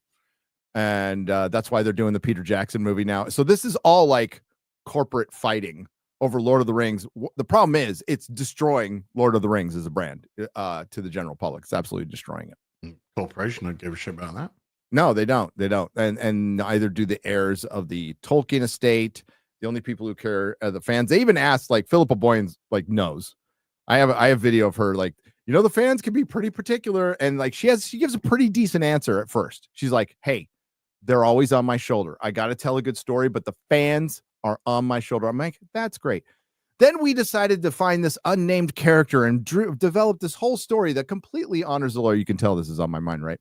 That undermines every other fucking character in the story that's actually written about. God damn it. Sounds like a humdinger. I see that chat said, Gary, isn't December meant to be games month for you. It is. I have a week's worth of work to do in the next 3 days, and then I'm gaming for the last couple weeks of the year. Yeah, but I have to record basically 4 videos in a week. Never done that before. We'll see if I can do it. I was supposed to finish one last night. Didn't. Sorry, Garrett. We'll see if it happens. Lots of fun stuff coming out though. But yeah, I want to do Witcher. I want to play the Indiana Jones. Not so much anymore, but I want to play it because I bought it. The game starts at the beginning of Raiders of the Lost Ark. Ugh. It sure does. Adios, Sapito. So it starts off where you have to do the things at the beginning of Raid. You got to brush the tarantulas off, you know. You got to co-whip to do the swingy poo. You got to get the sand in the bag. You got to do the old. Yeah,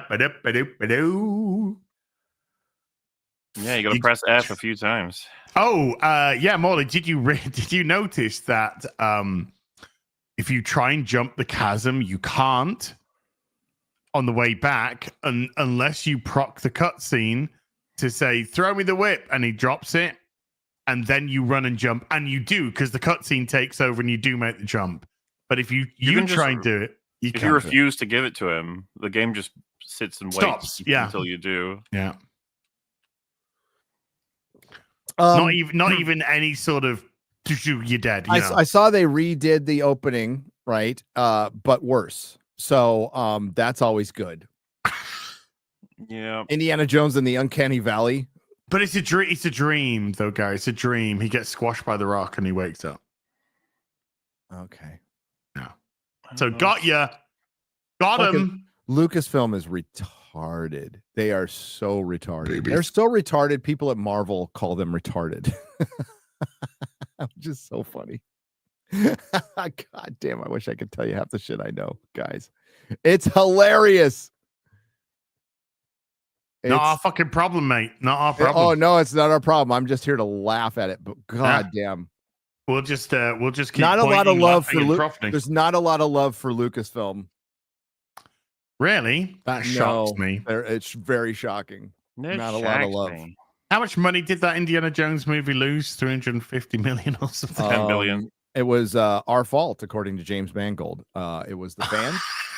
The fans. It was a masterpiece. Yeah. And we had the power to drive everybody away from this masterpiece. Yeah. Yeah. We have more power than a $1 billion corporation, right up until we are just small noise on the internet. The small noise on the internet that's meaningless and silly that influences everybody's decision to go. I'm kind of confused. What exactly are we? I don't know. We killed the Acolyte. It's so tragic. Bury it if you have to. Right.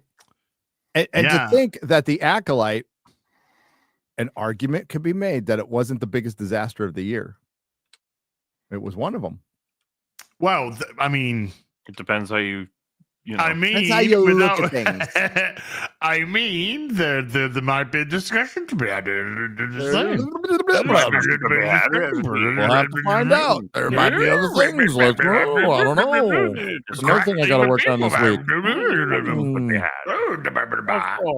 Here's a Knockman Reviews and Rants. Here's a $5 super chat. Says excerpt from Golem stream as "Don't touch the fire, Gary." Mueller, fire bad. As that's right, Gary, fire bad. That is a quote. Yes. Fire bad. Fire bad. Yeah. Fire minus DKP for standing in the fire. Come on now, you know. Skeleton Crew saved Star Wars. Did it? They made something that was inoffensive that nobody watched. Star Wars is saved. Cheers. Down the hatch. We've been over this. Even if they made the greatest Star Wars movie in history and released it right now, it wouldn't save Star Wars. You need more than that now. No. That whole adage of when you're doing a serialized story with multiple characters that are all in the same universe, that old adage of you are just one good movie away from turning things around is bullshit.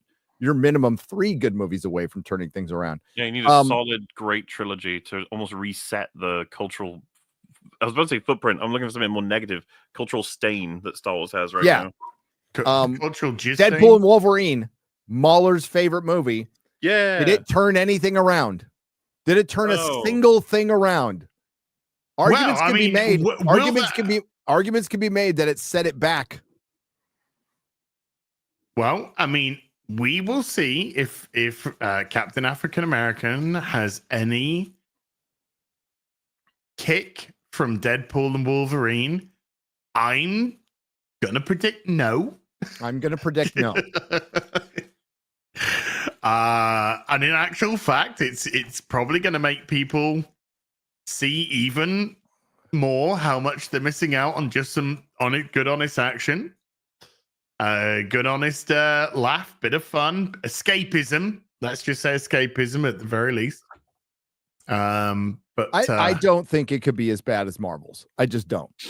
Because like I heard you, Mahler, but I'm trying to rationalize. I agree. I agree. Yeah. I'm trying to because Anthony Mackie is not like insufferable. He's a good actor. Seems like a good actor, nice guy. Harrison Ford's in it, Yeah, I mean the Marvels had nothing going for it, so I wouldn't say Harrison Ford's a draw though, because we saw the Indiana Jones movie was not a draw. No, he's not a draw. He's not a draw. He's there. I don't know. Oh, you didn't show it last episode. Show what the leader looks like from the Funko Pops. You didn't show it last episode. Hold on. Timothy Blake Nelson, right? Is that his name? He's a good actor. I like him. It's going to be really interesting how they deal with the Mossad agent. Oh no, they've been removed from the film. Oh, she's in it, but she's not Sabra. She's not going to be in a costume. She's not going to be Mossad. So it's DSP. So apparently, the Darkseid Phil is the leader.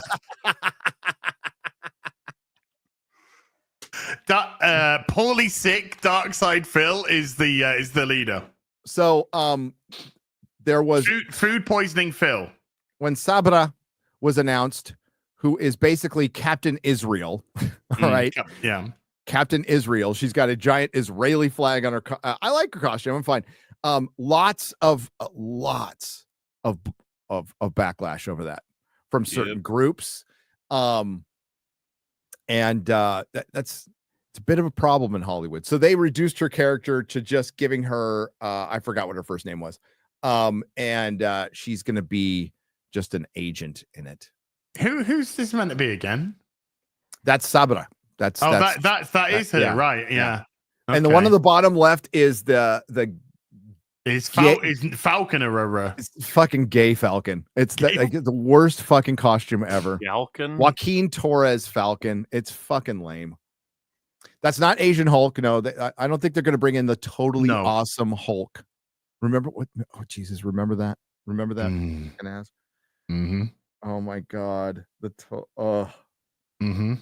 I'm just like a Hulk and stuff, like whatever. I don't know, but I'm like Asian or something. I don't know, dude. I dodged so many bullets getting out of the comic industry in 2013. All it took, Gary, was a relapse. All it took was a relapse, and my wife kicking me out of the house and ending up in sober living. But man, did I dodge a bullet!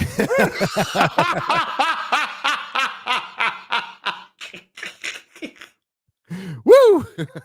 Oh, it's sad, but it's true. It's true.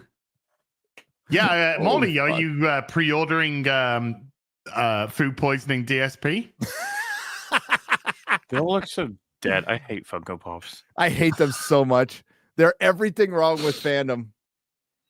Right. People, I've very publicly hated Funko Pops for ages, and they were like, and yet you're okay with like statues and figurines. It's like, yes. Gee, I wonder why. Why? I wonder why, like something that's basically a template that you can paint, and that requires no detail or effort, that you put into a little box. It represents everything that's wrong with fandom. And listen, when those things first came out, when I was at the comic store, and it was like printing money, but I fucking grew to hate them so much. Because they used to be bobbleheads, remember? As remember they had a little string. Yeah. Like they used to be bobblehead ones are. Yeah. I fucking hate them. I hate everything they represent. They represent the lack of art, the lack of ingenuity, because there used to be that in comic books. There used to be that innovation, actual art, great storytelling, creativity. I know. Fortnite is another one that feels like it's like the blob for pop culture, and it just eats and eats and eats. And I saw Godzilla was doing a dance. Someone quote tweeted it saying, "I can't believe there's a direct line of causation between Oppenheimer and Godzilla flossing." Say again? What? Oh, you guys, that's a dance. Flossing. It doesn't matter. It's a dance? You two are too old. Chat knows what I'm talking about.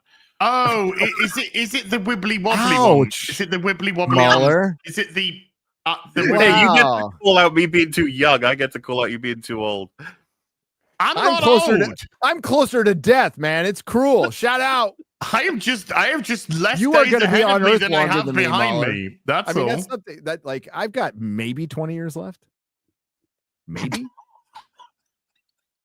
I didn't mean funny? Sounds so funny now, does it?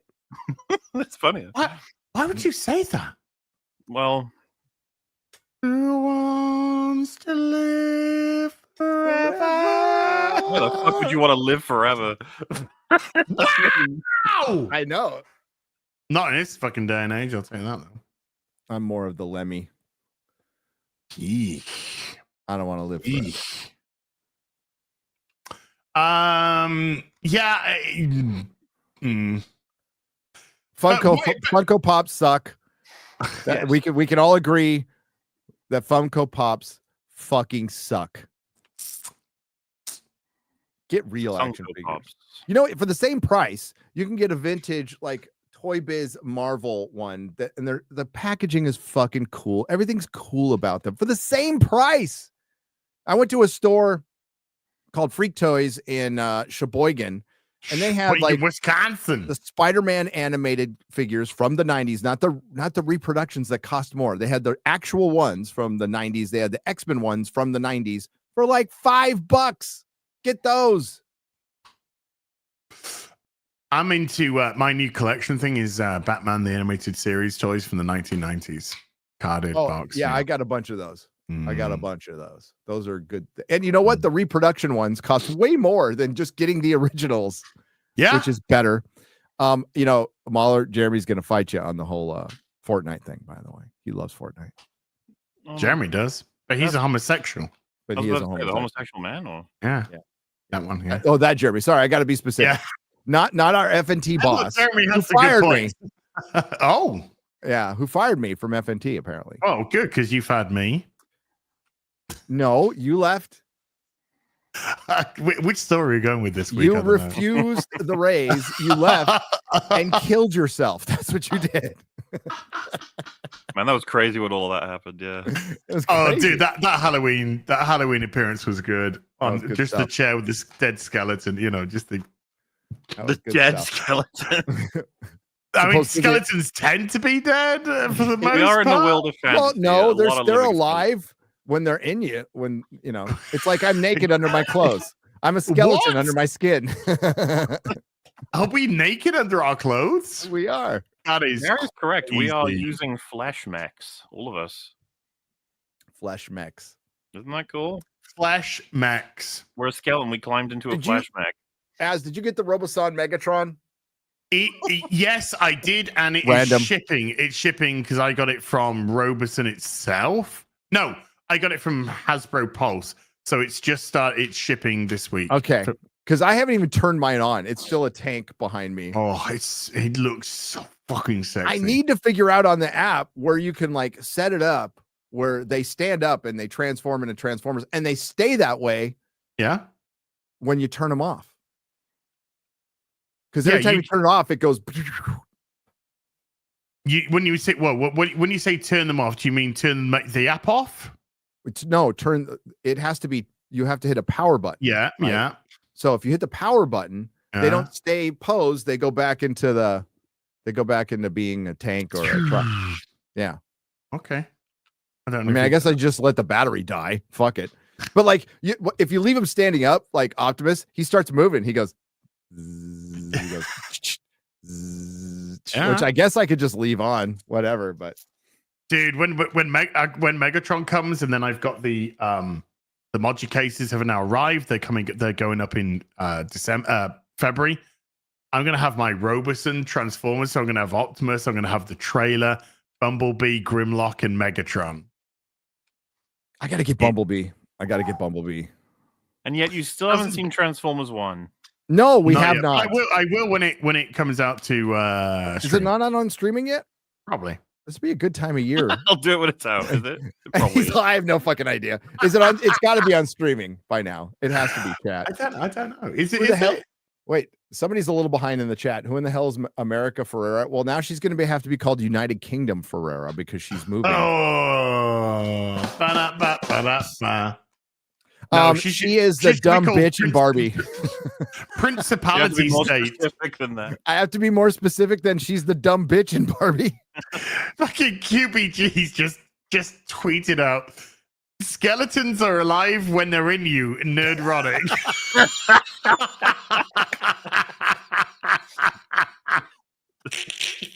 You can quote me on that, brother. Where's the lie?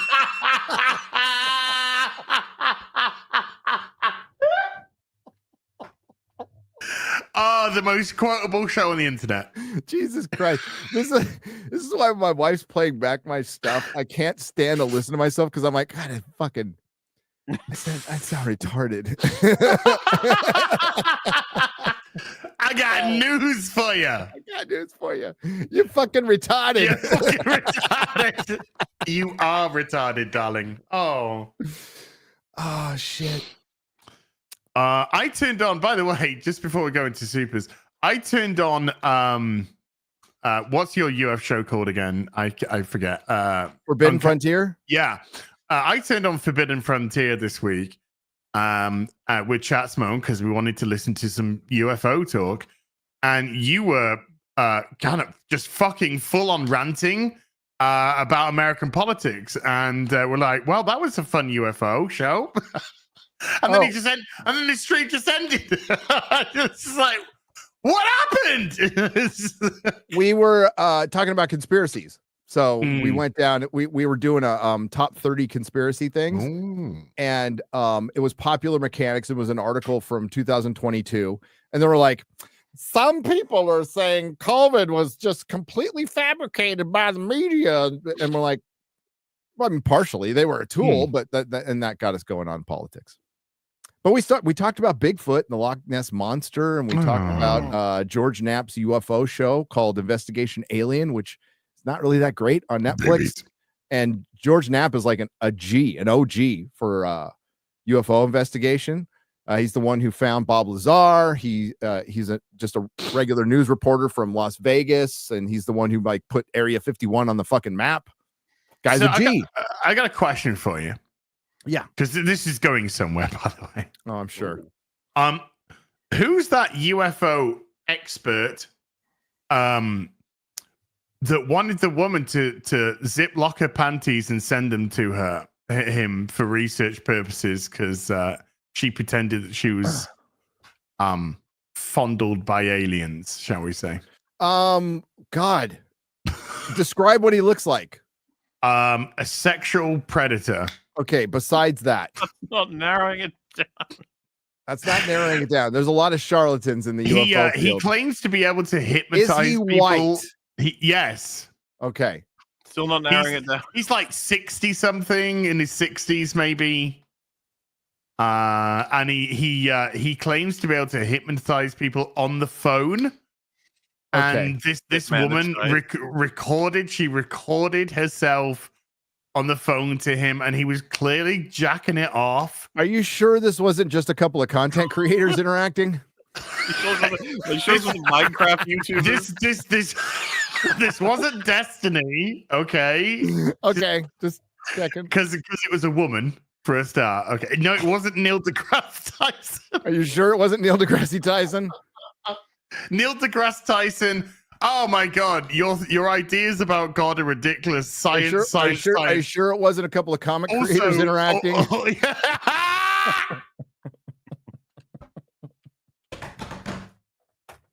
Yes, it Oh, was. so it's a UFO guy. Yeah, they are major. Stephen Greer. Somebody said Stephen Greer. I thought he was gay. I'm pretty sure Stephen Greer's gay. Okay. But So not, I mean, not I could Stephen be wrong. Greer. Yeah. I mean, I think he's closeted gay, but Louis C.K. Dr. Greer. Yeah, I don't know. Is that a real story? I could believe it. I absolutely believe it. Yes. Yeah, Like she recorded the conversation. Of course she did. And then it was him just asking. He was sort of like, what's going on now? And she's just like, my eyes are closed. He's like, are they getting on top of you? Are they getting into... And then he asked, he asked her to zip lock her panties and send them to him for research. Oh my god! Okay, I've got to play that on Forbidden Frontier. That is fucking hilarious. I'll find out. Find it for me and send it. Yeah, because it's on Rumble, so we can get away with it.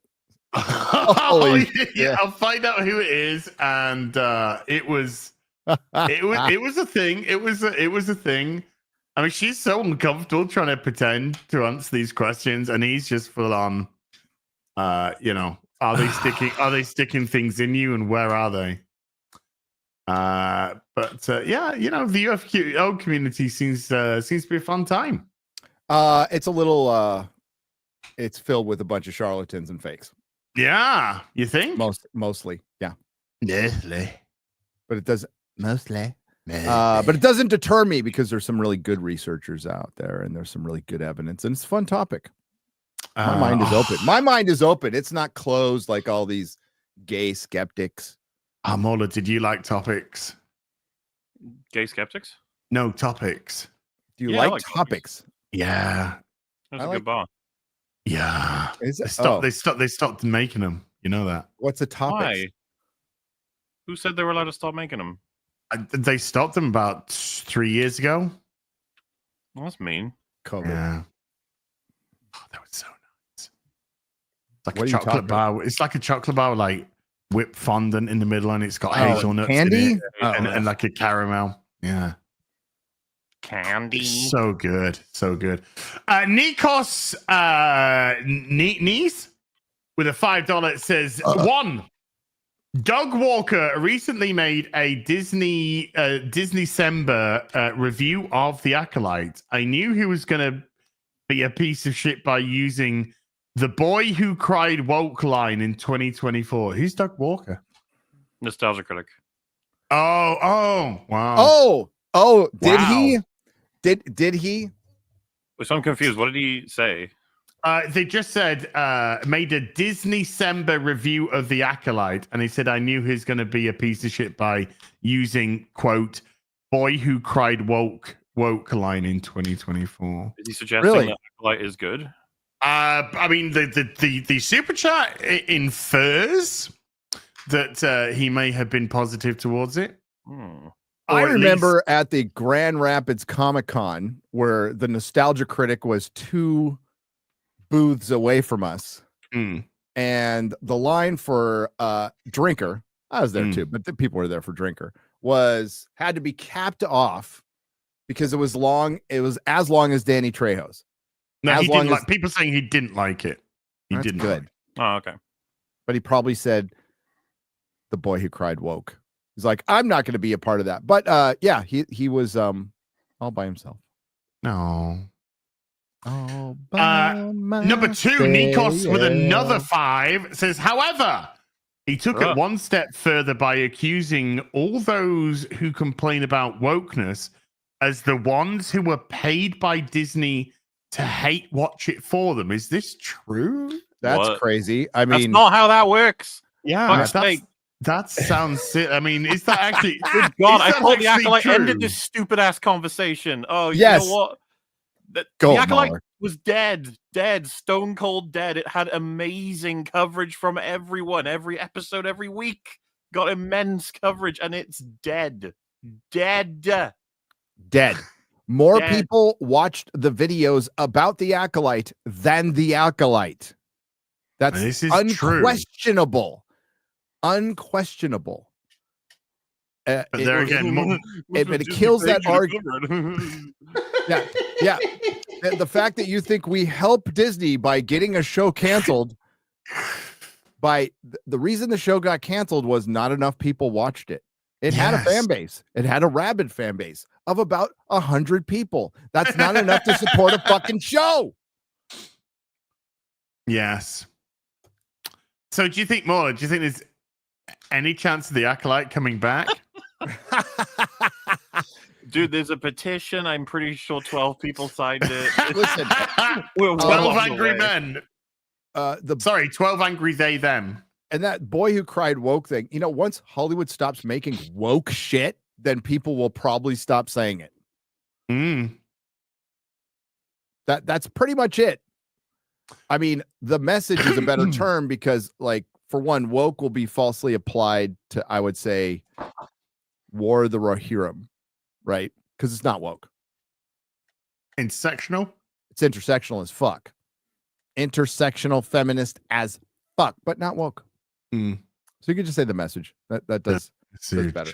Part 3 from Nikos with a €5 says, the guy who has his own studio tells us that we are being paid.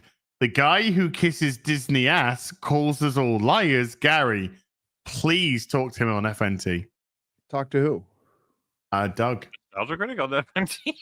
No, I'll talk to him. I wasn't, gonna go there and, like, I'm not gonna be fucking lame at a con where a guy's doing an appearance and he wants to meet his fans, because a couple people are like, you should go over and say hi. It's like, if he comes over and says hi, I'll happy to talk to him. Right?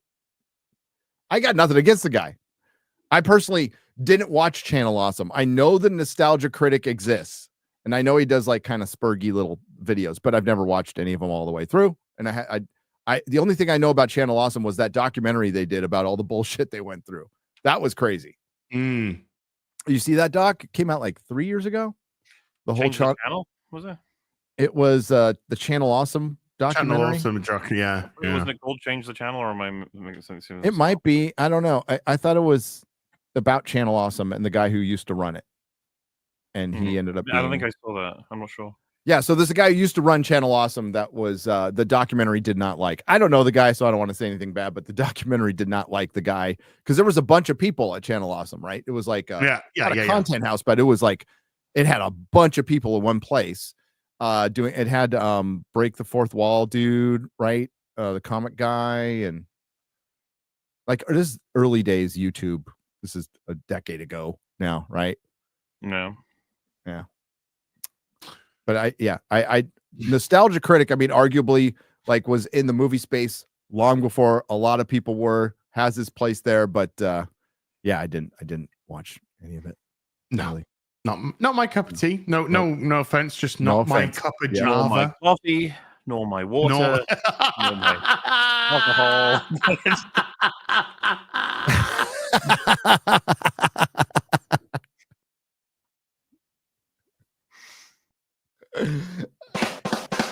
I love it when Mauler gets savage. It's so good. It's such a turn on. When you actually get Mauler upset, it's such a rare moment. Yes.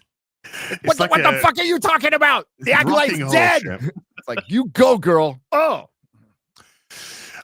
B-Chain 315 with a $5 says, if today's BBC was on Gary's channel, we'd be 28 minutes later. But I'll see myself out. Oh, it's pretty good, actually. It's pretty good. It'd just be 28 minutes late. That's what He was pretty on time. I'll give it pretty to him. on time. He was pretty on time for Gary. B-Chain with a $2 says, and he's late! There you go. Big ounce. Mauler and I are fine because I have Gary's late. It's fine. We'll just talk about Indiana Jones for it. Gary won't have any interest in talking about that at all. Big ounce with a $2 says weekly Marvel versus DC, Rhino versus Heatwave. Batman. I'm gonna give it to Rhino. Fuck it. Okay. He's a tough motherfucker. Okay. Yeah, I mean, sure. He's going to be in Craven. He's going to be in the Craven movie. Is he? Who is not Giamatti? No, it's Oh, no. It would have been great if he was, though. yeah. That would be awesome. Khalas Rue with the $2 says, Nana! On time and straight, the real BBC. Yes, because it's on my channel. Dude. That's why. Come on now. Learn your memes. Learn your memes. Echoes of the Ancients with a $5 super sticker. Thank you, sir. John Thomas with a $5 says, please tell me Marvel isn't stupid enough to do Hydra, Captain America, and Avengers Doomsday, because America was, Captain America, I think, was my favorite Marvel hero. Beardo theorized IR. Where did that go at the end? I have no idea. I think he had a stroke in the last sentence. Oh, now Beardo theorized it would be. I think everybody did. I mean, not to take it away from Beardo. We said it ages ago, though. Yeah. No, I will take it away from him because we said it fucking ages ago. We did. That if he comes back in, he's probably going to be Nazi Cap, and we said it like fucking months ago. When he says ages, we're talking like it could be as much as like 4 or 5 years, like post end game. Just got like no. When we say ages, we're talking about before Beardo was known to be on the internet.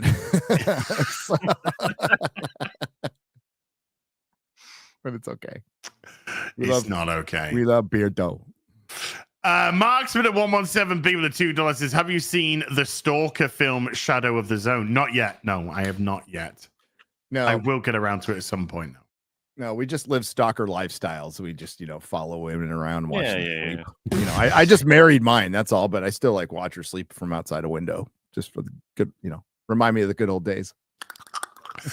Gunner with 100 Norwegian says, one of the reasons there's no kids or animals in some games is game ratings in countries like Germany.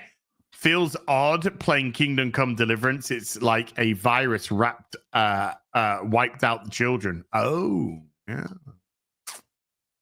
There's plenty of games you can't kill the kiddos. Your Barmy with a $2 says Django Jones. Indiana Jones. Django. Okay. Mr. Wilson with a €2 says Morley whipped Tony like he worked for Mr. Candy. Wow. I mean, chat were doing the like pulling the collar the more I did that boss fight. Like,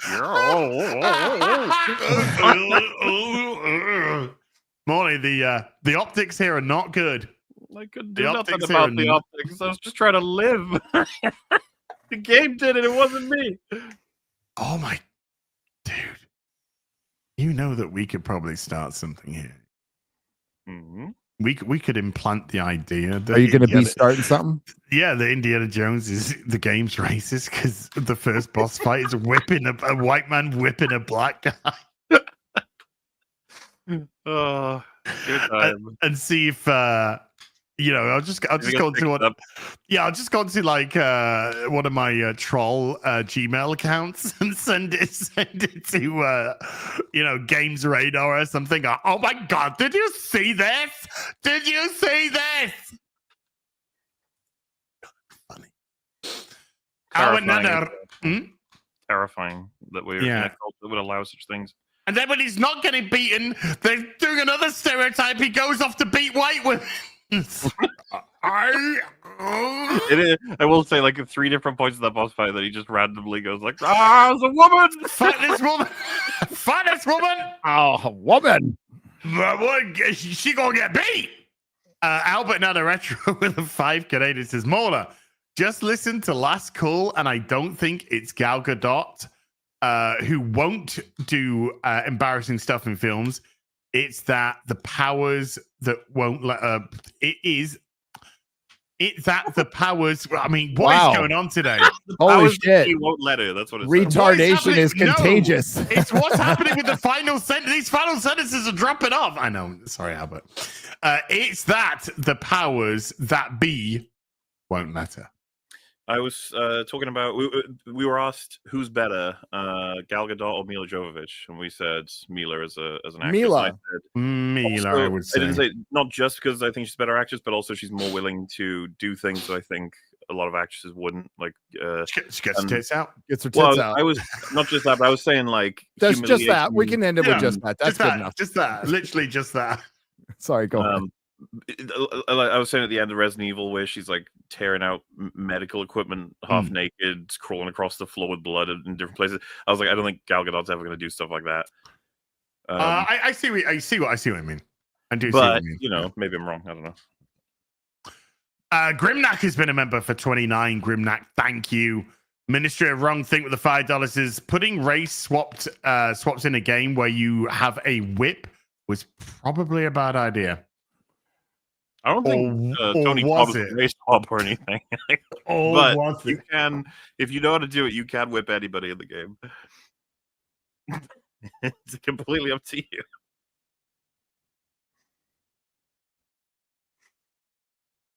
Oh, sorry. I just thought of a joke. I just thought of a joke. You stop that, you naughty boy. It was very funny. Albert Nano Retro with another 5 Canadians says, follow up. I don't like Gal. Never have, never will. I'm tired of simps giving a free pass because she's pretty. When that veil falls, prepare to eat crow. Oh, don't even fucking tell me. Hang on. Well, she's already playing witches. Oh my God. Empire Magazine's top 20 TV shows puts Lord of the Rings ahead of Penguin, House of the Dragon, House of the fucking Dragon, Slow Horses. That one's pretty shitty. Penguin's at 12. Oof. Arcane season 2, which Mahler might agree with. Baby Reindeer. Yeah, House of the Dragons at 16. Rings of Power's at number 4. Doctor Who's at 17. Wow. Above X-Men 97, which is at 20. I would put X-Men 97 above most of those. Are you fucking kidding me? So what's number 1? Probably the fucking Industries number. Supercell. Shogun. Okay, I'm not against Shogun, but 3 Body Problem. Fucking Rings of Power in number 4. Jesus Christ. Amazon's been spending some money. I want to watch 3 Body Problem, but I cannot fucking stand that guy from Game of Thrones as an actor. Oh, I can't abide him. Sam? Sam play Sam Tarly? Yeah. Really? He's pissing you off? Really? Why? Because he's kind of the best thing in it, but he dies. He dies. So okay. I mean, I never really gravitated towards him in Game of Thrones, and then everything I've seen him in, he's just the same kind of character. No, he's like a tech. He's a super tech nerd, right? So he's got like collectibles and stuff, but he's starting to figure out what's going. I don't know. 3 Body Problem. Yeah, wimpy lard ass. Yeah, he always plays the wimpy lard ass. Bad. It just had to me like kind of an unsatisfying ending. By the way, the show came out a year ago. The show came out a year ago. Okay, it came out a year ago. Yeah. Fiesta Cat with the $5 says that Mauler table fight was better than Dial of Destiny. Is more entertaining. Well, maybe a few months, not a year. Nods dropping 50 memberships into the stream. Noons, my beautiful Arabian princess. Thank you. Woo. Carmagen with a $1,000 Huffingtons. Indiana Jones being boring is offensive, though. You get what we mean, though. Yeah. I mean, you get what we mean. You know what we mean. Yeah. It's annoying to go. Any fucking thing being boring is offensive, technically. Yeah. Yes. I mean, like, and we were talking about that earlier, right? Yeah. Like, we're hoping for just boring right now for a little while, but that's not going to work.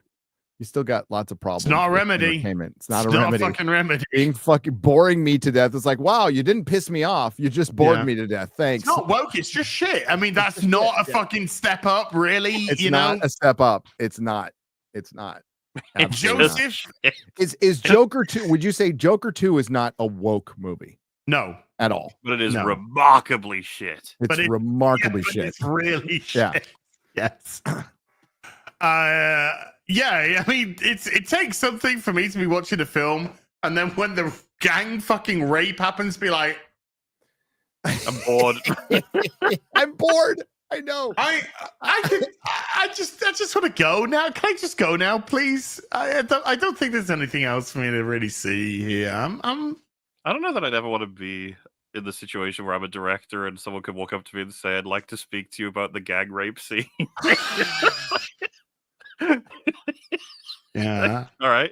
And then Todd Phillips would probably go, "Well, it was only implied gang rape. It was only implied gang rape." That makes it all better, Todd. Makes it all better. Joseph, aka J-Way, has become a member. Thank you, Joseph.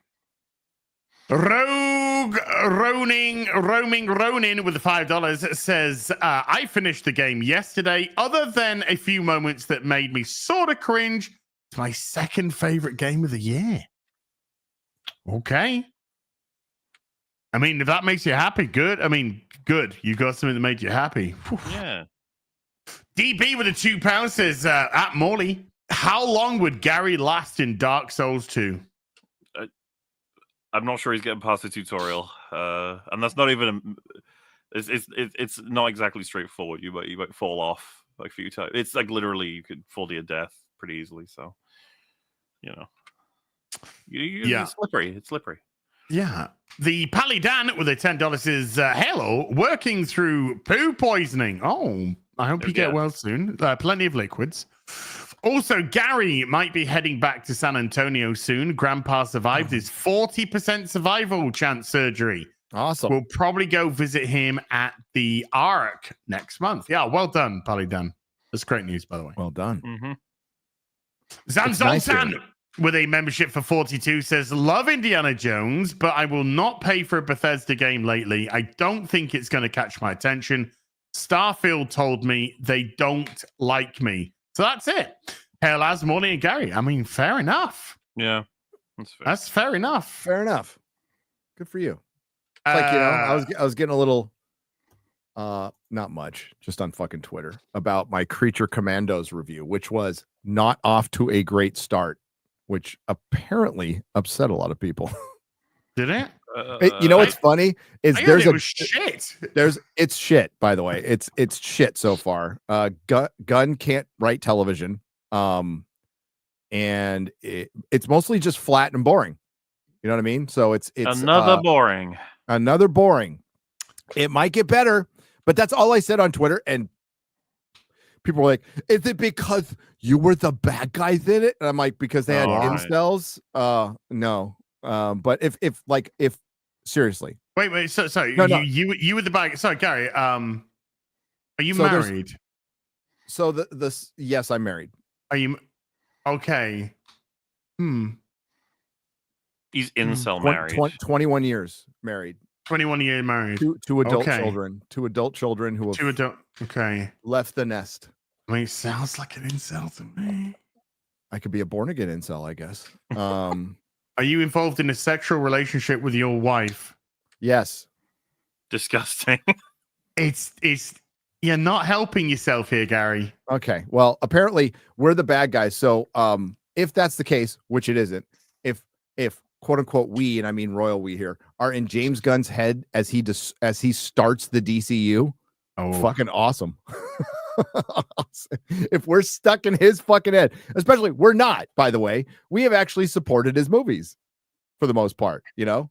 Well, not all of them, but we've been Suicide supportive. Squad we gave a bit of thumbs up to. I liked. Yep. Guardians of the Galaxy for the most part has been a thumbs up. For the most part. Not exactly on the same page as him as his favorite superhero movie of all time. Nope. Flash. Peacemaker, I didn't like. I didn't like. No, I didn't want anything all. to do with that fucking show. At all. So yeah, that was funny. Darth Maul's lower half with a 4-month membership says, Hail, real BBC. Do you see, Gary? This is how you read member chats, unlike the one I sent during FNT. Well done, Az! Oh, and hello, Mauler. Hello.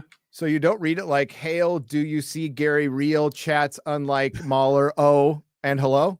That's not how you're supposed to read it? It's a learning process. It's difficult. Things be hard. Normal Man with a he 10 said. Canadian says Gary should consider doing his taxes while they are still talking about indie. I did. I did. I actually thumbed through a little bit of the appendices. I got my bags and boards done. Got a lot done. Yeah.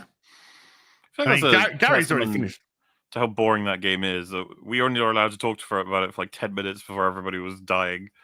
Oh yeah, people in chat were like, "Can you move on now, please? Can we move on now?" I saw plenty of people in chat. Come on, can we move on now? They were done. They were done. Was that conversation boring? I guess so. I mean, we didn't even get into what the story was about. No. No.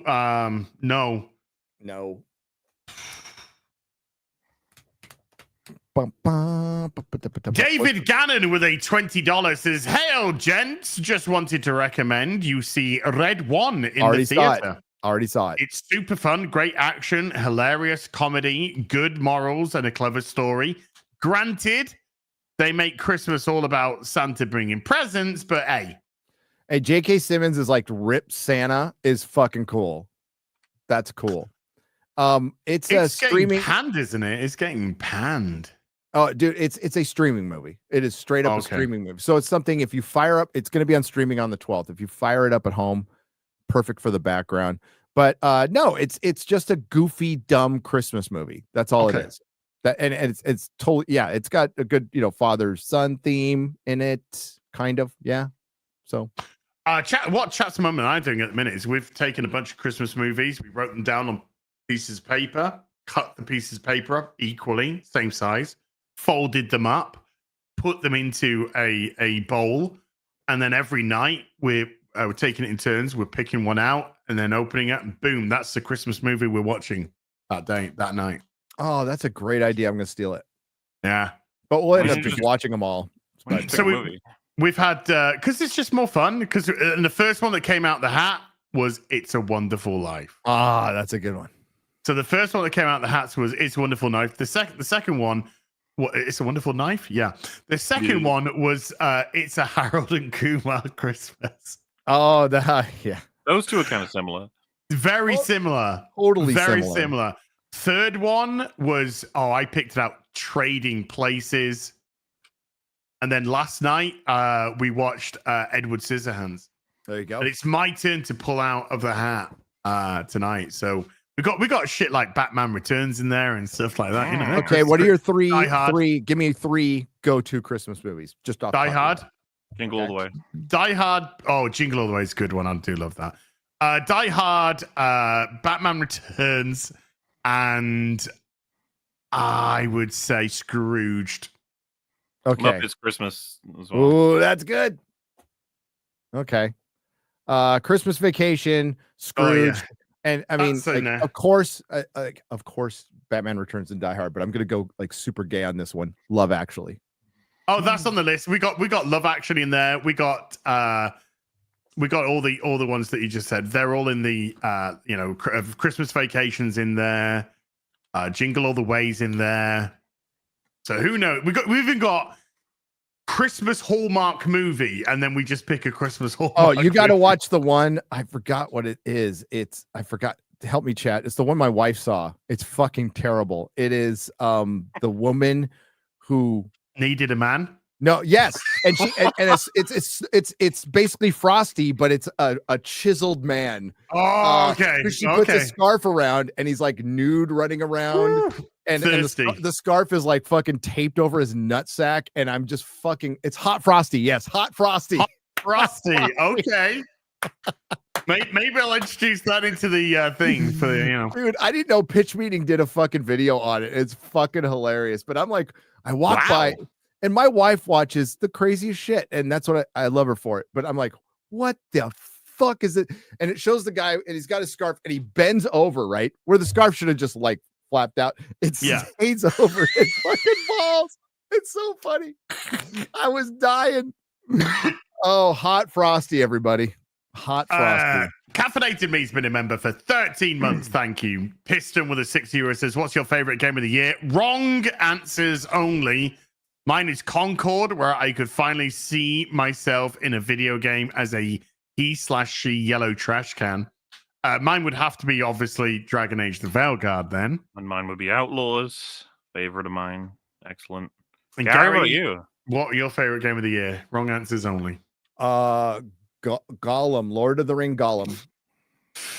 Methbat with a $10. That's the right answer, by the way. Sure.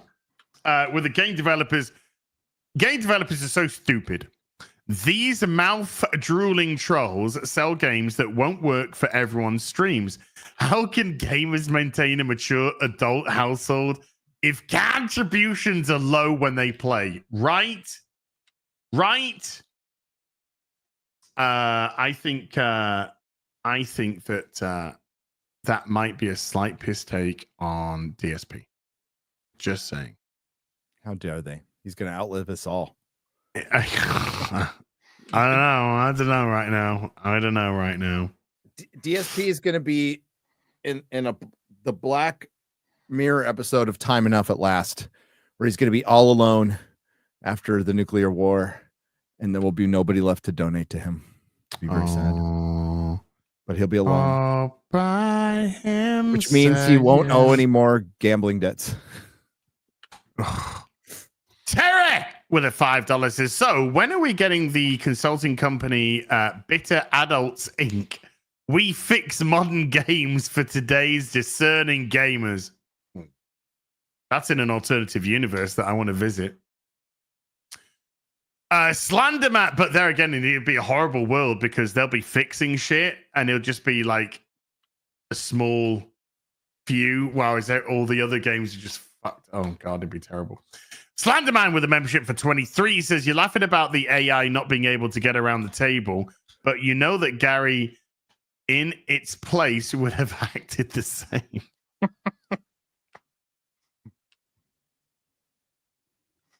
I don't think Gary would be able to move around the table. Gary's not Tony Todd, okay? No. Yeah. It's different. He's blacker. Mr. Feels Good with a $5 says Kingdom Come Deliverance 2 is coming out in February. Do either of you have any thoughts on the first one? It was a ton of fun and a great story. I never completed it, but I was really enjoying it. And the only reason why I didn't complete it is I was enjoying it so much that the bugs were annoying me because I wanted to enjoy it fixed. So I said, I'm going to leave it till they fix the bugs. Then I'll return to it, which is something just due to work I've never managed to do. But it might be worth a playthrough in January leading into the sequel in February. Anything, Morley? No? No, I don't know anything about it. Okay. Oh, good game. I think I thought they would directed that at Gary. He would have played it, right? Oh, yeah. He's completed it. Mm-hmm. Not Mamon with a $10 says an Indiana Jones game should be like the movies 80% non-stop action, 15% archaeology, 5% stealth / disguises. Bethesda preferred 98% stealth, 1.5% archaeology, and 0.5% action. Good job, Bethesda. I have some terrible news. Terrible breaking news. Yeah. Megan Fox and Machine Gun Kelly have split up. Oh man. Continue. Oh no! Right, Is there right. any point continuing? Well, it was not really. It was months before their next baby to transition was due. So, well, they're 3 for 3 right now. So I know, dude. Can he? Never mind.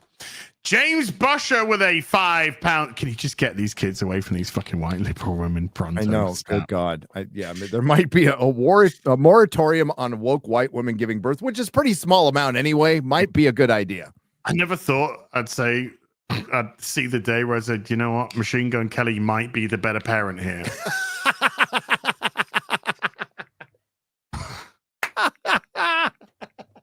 Something I never thought I'd ever say in my life. But here we are. It's a fact. Get those kids away from white liberal women pronto. Oh, God. James Bush with the £5 says, Gary, heard you mention Dan to Dan on FNT. Are you watching it? If so, what do you think? Low key, one of my favorite shows of the year. I don't understand it. Okay. I can't say I hate it. The animation's pretty good, but it's bonkers.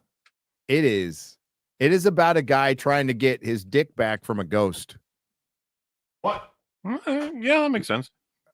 You fucking what, mate? A guy loses his dick to a ghost that's possessing him, and a girl who doesn't believe in aliens gets abducted and almost impregnated by giant metal razor penises. This is absolutely disgusting. Carry on.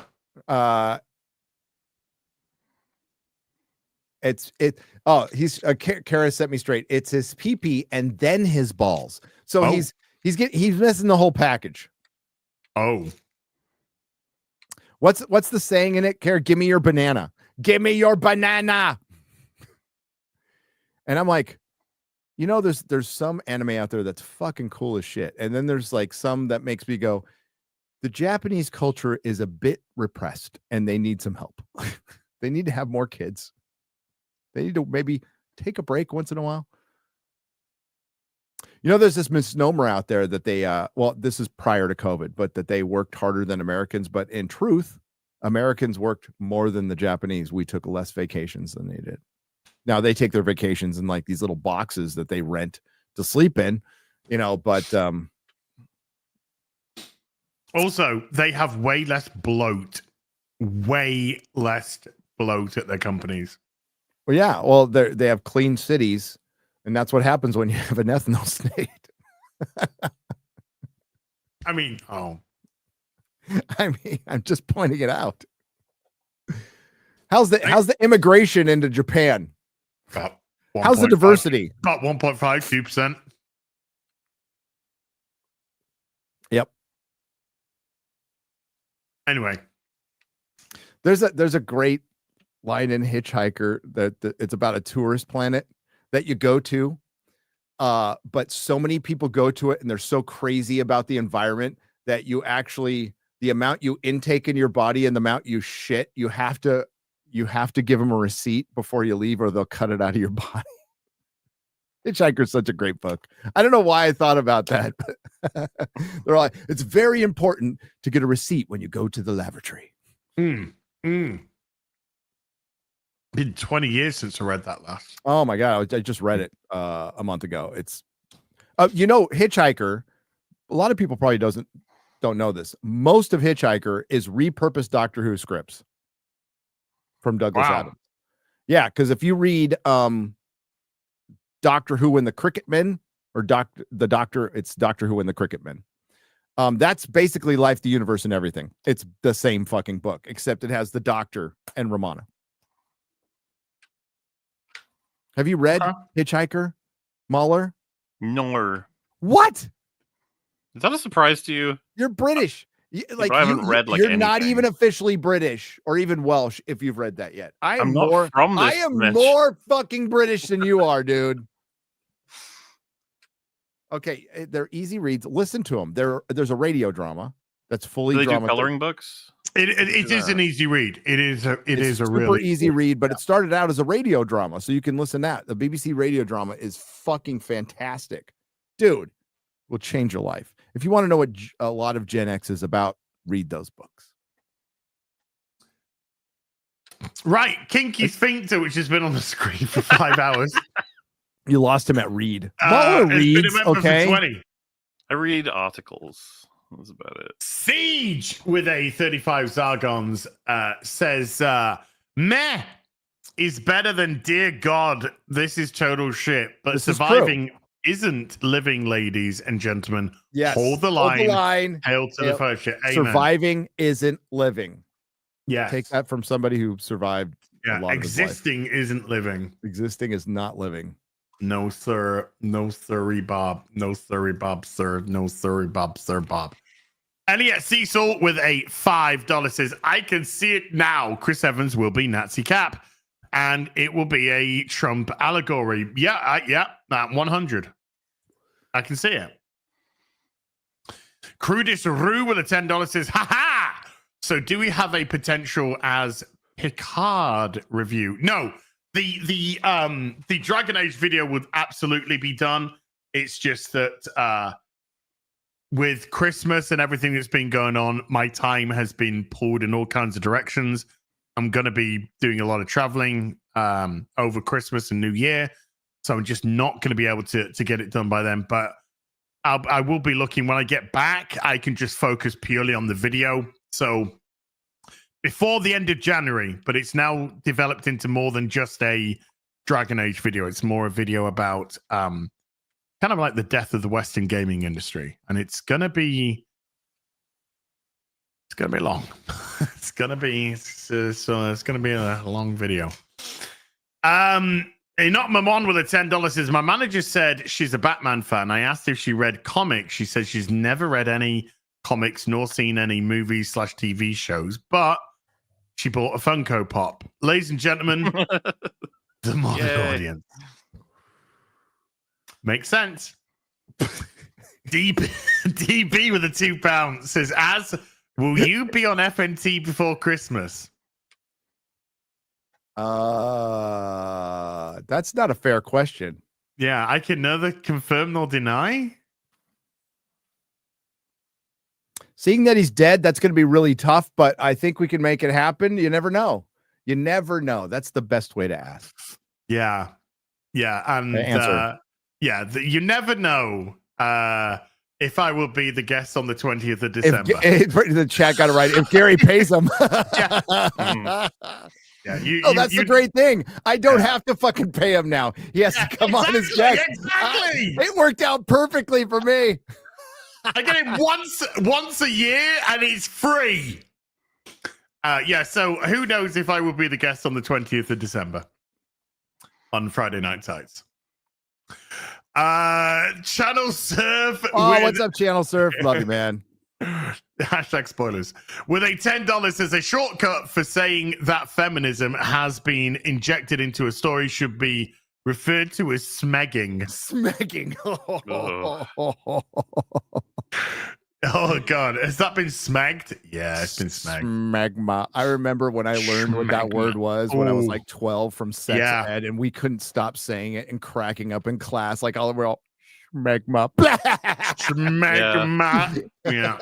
And then of course in the UK we had Red Dwarf, so smeg was one of the words they used all the time. Smeghead. Smeg. Don't look up what smegma is. Yeah, don't. If you don't know, don't look it up.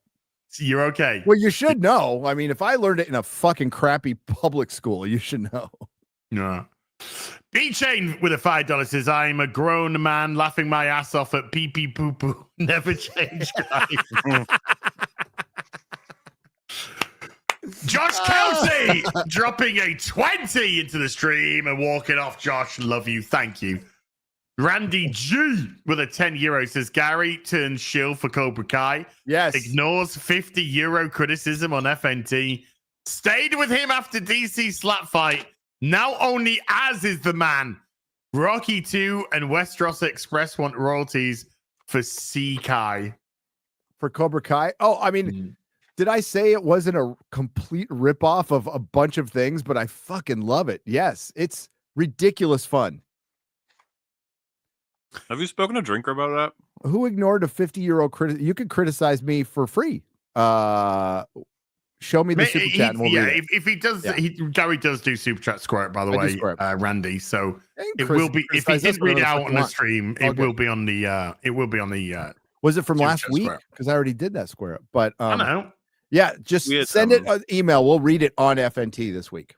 It's weird for me because the last time Cobra Kai was talked about, I think was 2 other people talking about how bad it was in front of me. That's why I'm like, wait, what's why I'm trying to remember now because I haven't seen it. But what, Cobra Kai?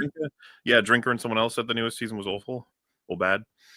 No, I disagree. The first part was set up and there was no antagonist, so it was all pretty much set up. So I mean, you could argue it's a waste of time, but like once you get this second half now, it goes nuts. They go fucking nuts, and I'm all for it. But it's got a hardcore ending. I'm waiting for part 3 so I can watch it all. Got a hardcore ending to that second half. Dude, I had a hardcore ending last night. Remington PRD with a $5. 28 seconds. 28 seconds later. 38. Can you just not fucking diss me here? 38 seconds. Thank you. 28. 28 seconds later. Yeah. With a €5 says, Mauler, I'm in no way home. I am no way home right after in. Wow.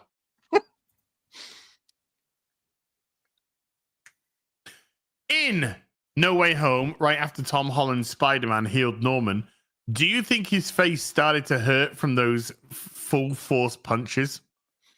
I guess it depends on what Green Goblin stuff works. Does he like regenerate quick, or is he just strong? He's essentially a super soldier. Yeah, he is he's got I wouldn't call it healing. He's just extremely tough. Resilient. You So could if that cure, beat the shit out of does that like, cure if that might just take away the mind fuckery rather than the super soldiery. It's unclear, right? But if it did, it's unclear, yeah. Then it probably would start to make him hurt all over, yeah. Well, I mean, full force punches from Spider-Man, it would knock his head off. Yeah. I mean, Spider-Man holds back. Same with Superman. They hold back. I guess they're talking about kind of like how, like the final battles in a lot of these films. So No Way Home or Spider-Man 1, like Goblin is taking, I assume, full force hits at that point from both of them. Yeah. But he is a super soldier. Yeah. So, yeah. Albert Nano Retro with a 5 Canadian says they could bring Evans back as the Grand Dictator who looked just like Steve Rogers. It would open the door for Dr. Fautus and Sharon Carter deletion. Are we still with Sharon Carter? Can we just not bring Sharon Carter back again? Ever? Please. Dad Builds with a $5 says, y'all killing me with this secret Marvel reveal. When will this be made public? You're giving me hope. Don't do that. I'm supposed to do it in January. Ramblings of an ad. Sorry, but you may find out beforehand, and then I'll say that was it. Ramblings of an ad writer with a $5 thank you. Kay Schwabble with a 50 check says, fuck color purple in Christmas trees. Jesus Christ, Gary, the Bon Jovi of decorators. Blue too. What? Fuck the color purple. Yeah, and he doesn't like the color purple or blue. He doesn't like my Christmas tree. Are you criticizing my beautiful your baubles? My Christmas tree? He's not happy with your purple baubles. Are you not allowed purple baubles? Is that a thing? Or your blue balls? Are you crazy, man? Purple's a color. Okay, purple's a fucking right, color. The color purple. There's a movie about it. There's a musical about it. Are you talking about? Ed Song with a $10 says Craven Man in 28 years later. I'm going to play with my baubles aka now. Survivor Man from 28 weeks later should be in it as a zombie. He was a born survivor. Nothing stopped him from surviving. Not even his wife. My purple bauble right now. Okay. My baubles are colors out of space. Okay. Colors out of space. There you go.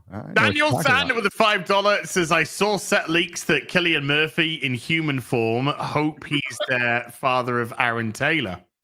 Human form? Yeah. Human form. Well, they speculate that it's going to be zombie, so, he might die. He might die in it. I don't know. Well, I mean, that zombie did look like Cillian Murphy, but Cillian Murphy's pretty skinny and kind of looks like a zombie. Tired, yeah. Pretty thin. No, that was Oppenheimer too. Things got worse. Yeah, 28 years later. Stitch with a $5 says the chant in 28 years later is called Boots, and it was played over and over again as torture while I was in my prison cell during Navy SERE school. Ooh. Wow. So implied that it could be used as a torture technique in this. McCork with a $5 says a good trailer doesn't make a good movie. Just look at Man of Steel. True. Very true. Very true, but it's got our attention. The trailers, yeah. Yes. And whether or not this movie is now good, the trailer will always be good. Yes. We've had that before. We've had good trailers and bad movies. Oh, the teaser for the 2014 Godzilla? 13, 14? The first one that they brought back? Age of Ultron's trailer is better than the movie. Yep. Prometheus' trailer is better than the movie. Yep. Suicide Squad's trailer was better than the movie. Suicide Squad was a big one, yeah. Dude, the Comic-Con trailer was magnificent, and that was the tone of the real movie. David Ayer's been all over the place. I think we actually get the Ayer cut at some point. I think we do. I'd very much Unmatched. like to see. I would very much like to see it. Josh Trank's Fantastic Four, whatever. Ed Song with a $5. David Ayer's Suicide Squad. Yes, I would fucking see that the first day it came out on Max. Yes. 28 weeks later was weird as hell. You had zombies climbing ladders to attack elevated positions. The dad becoming mayor of the city made no sense. Yeah. The Godzilla 14 trailer had Oppenheimer. Daniel Sand with the $5 is Now I Am Legend 2. Now I Am Legend 2, waiting for the trailer. Loved the first one. What are your thoughts on the first movie ending? Well, they have to reverse the endings from the alternative ending being the canon ending. What? Fuck I Am Legend. The book is genius. Genius. Fuck that movie. Book is Omega Man, right? The book is I Am Legend. The film with Charlton Heston was Omega Man. Was based on it, right? Yeah, which is based off it. Yeah, and then Richard Matheson wrote for Twilight Zone. Like that book is so fucking good. Yeah, I Am Legend, fucking bueno. Norman, it's like a completely different story in I Am Legend because it's basically a guy in his house and they try and lure him out the house and you know he refuses to go out and then he'll go out, he'll capture some, torture them, all kinds of weird shit. Did you like anything about the I Am Legend? Did you like anything about it? The film? Yeah. I liked that it had a teaser for Batman Superman film. Yeah. And look how that ended up. I liked it when he recalled Shrek dialogue. I liked I tell you what, there is something I did like about I Am Legend, the movie with Will Smith. Which was the moving mannequins. I found that nice and creepy. Yeah, definitely. I mean, I don't know if this is. I like the dog. Yeah, I know some people would cite it as like emotional manipulation, but I thought they did it well. It was emotional manipulation, but they did do it well. Yeah. Well, but technically everything is emotional manipulation. I'm talking about like cheap versus not, and I don't think it was cheap. Like the dog saving him. Yeah. You know? Yeah, it kind of makes sense. Yeah, I mean, he was losing his fucking mind, so. Yeah, there's that too. And the fact that he basically gave up once the dog died. Yeah. Which I can But now they have to switch the endings because he's going to be in the second one, so. Right. And in I Am Legend, Norman dies at the end of I Am Legend. He kind of gives way for this new breed of human vampire. He becomes Will Smith does that. He tackles through a wall with a grenade active, right? That's one of the endings. What's the other ending? The other ending is he actually gets through. I'd rather Will Smith did Bright too. Fuck this. And he joins up with the woman and the kid, and he goes off to the base together. They all go off to the base together. Will Smith is back, huh? I was gonna say, I guess the cancellation didn't take. No, and the fact that I don't know. Did you see Bad Boys 4? No. No, it's pretty good. Yeah, I've seen some of the directing flourishes on it are pretty cool. It's pretty good, and they make fun of the slap in that movie. Like they straight up lean right into it, and it's fucking good. So Super Mastermind with a $5 says Johnny Depp owns the TV movie rights to the Secret World Legends IP. Does he? Well, didn't know that. Is he back? He's chilling out helping kids in hospital dressed as Captain Jack, isn't he? Yep. DB with the £2 says, Gary, please have the UK meet anywhere but London. I promise it will be anywhere but London next time. Albert Nana Retro with the 5 Canadian says, what was funny was everybody came to the meetup. None of them were from London. Everybody's like, I took a train for an hour to get here. It's like, all right. Yeah. With the 5 Canadian says, in the 28 franchise, they aren't zombies. The infection makes them psychotic. It does not kill them. Yeah.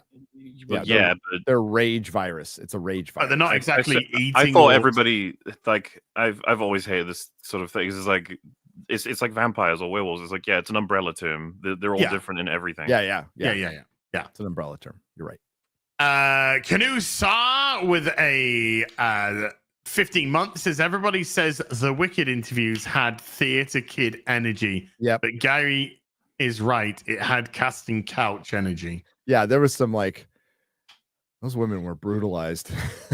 I don't even know what maybe they did it to themselves. I don't know, but no, I totally agree. I mean, she sounds like she's just On that topic, by the way, they're supposed to be vampires, aren't they? In I Am Legend. Yes. Even though I think that one's like a direct cross between vampires and zombies in there. Like it feels like about as close as you can get to combining them. Mm-hmm. Fear the Tardo with a $10 says actresses from Whippin' acted like Uncle Rai Rai do at end of effing tea. Uncle Rai Rai always go to mirror and cry and say, I'm pretty.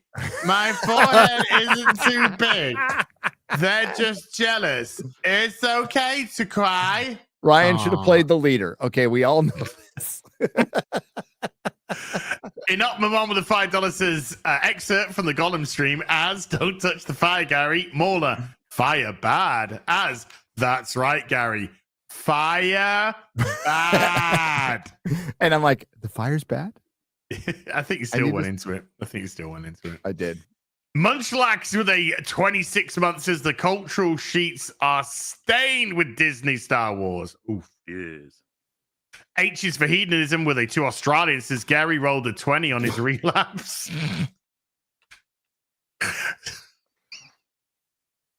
I have this Polish name, which is beautiful, but I cannot pronounce it for the life of me and won't even attempt to. Says, hail Gary, play Snoot Game, a 4chan parody. I hope this is a joke. Share this real quick. Okay. It's probably a joke. Update: Lindsay Lohan. Officially joined Marvel. Poison Ivy. They did say it was a joke underneath it. Yeah, it's got to be a joke. Thank God. But that's funny. Okay. It's still funny. It is if you have a sense of humor. It's not if you don't. Will Plottager has been a member for 24. Thank you, Will. Iris Rodda has been a member for 17. Thank you, Iris. Forklift Guy with a 10 Australian says, hi, as Gary and Mauler. Gary will be the only one that gets his SC, but my spinal surgery went better than anticipated. Thanks for the great streams while I recover. Merry Christmas and Happy New Year. Same to you. Dude, when we watched Trading Places,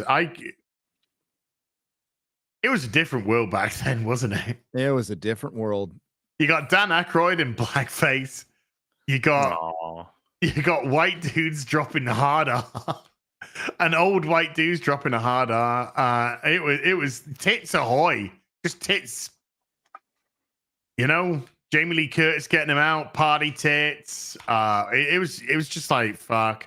The world was a beautiful place once. Yeah. Anyway, Das Cobra with a $50 says, thank you for the entertainment. My wife just gave birth to our first child, and I want to spread the love. Congratulations. Keep up the good fight for our culture and the stories we cherish. Also, watch the new Hellboy. B+, loved it. Okay. Cricket Man, it's on my list. That'd be interesting seeing it. It looks like a little. If you approach it maybe as like a little indie film, but I love Hellboy. Hellboy's freaking great. Just not that David Harbour one that sucked. Strikrib with a £5 says, so you're a Palace fan? Yes, sir. What are your thoughts on them this season? I'm an Ipswich fan. And you beating us last week was painful. I'm sorry about that. But I mean, we fucking needed those 3 points. I was just talking to my mate about this yesterday. We are having a god-awful season. Realistically, after the run of form that we went through at the end of last season, yes, we lost Elise, but we pretty much retained everybody else. I thought we were certainly in with top 10, pretty consistent, and maybe even challenge for a European spot. But once more into the breach of relegation. Once more, it's another relegation fight for Palace again. So, shish. Declan Lyons with a 30 euro says, I just watched the Warhammer 40k story on Prime Secret Level. It was pretty awesome, and I can't help but think it's trying to set up Caval's series. The Space Marines in battle are absolutely savage. Sounds hot. Ed Song with a $20 says, after Acolyte, I love Trinity because in one swoop, she invalidated almost the entire coven of witches. The coven is like an old school appliance that if you unplug the thing without turning it off, it will break. Ouch. Chris Bolts with a $5 said, question for Nerdrotic. Why don't you consider intersectional feminism woke? What is your definition of woke? As a Mauler can chime in too. Woke is more identity politics based. So they all come from the same Marxist baseline, but woke essentially is playing the identity politics game. Intersectional feminism is a hardcore version of fourth to fifth wave feminism. I'm fucking lost on where the waves are. Where it is basically trying to separate men and women, have women have male roles that are antithetical to the actual reality. Turning chicks into dudes, put simply. But a woke show is Falcon and Winter Soldier. That's a woke show. An intersectional feminist show could be Doctor Who. It could be the Rings of Power.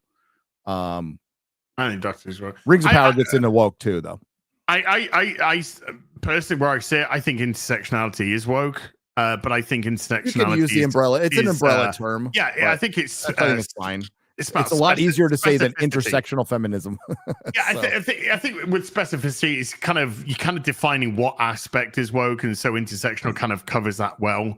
Woke is the Marxist belief that there is an oppressor and an oppressed victim in everything. Culture. Yeah, it's victim fucking culture. Victim culture, and it's about segmenting society into different races, so you can have your victim. Your groups of victims that you can victimize and use to push your crappy ideology that's never fucking worked. Yeah.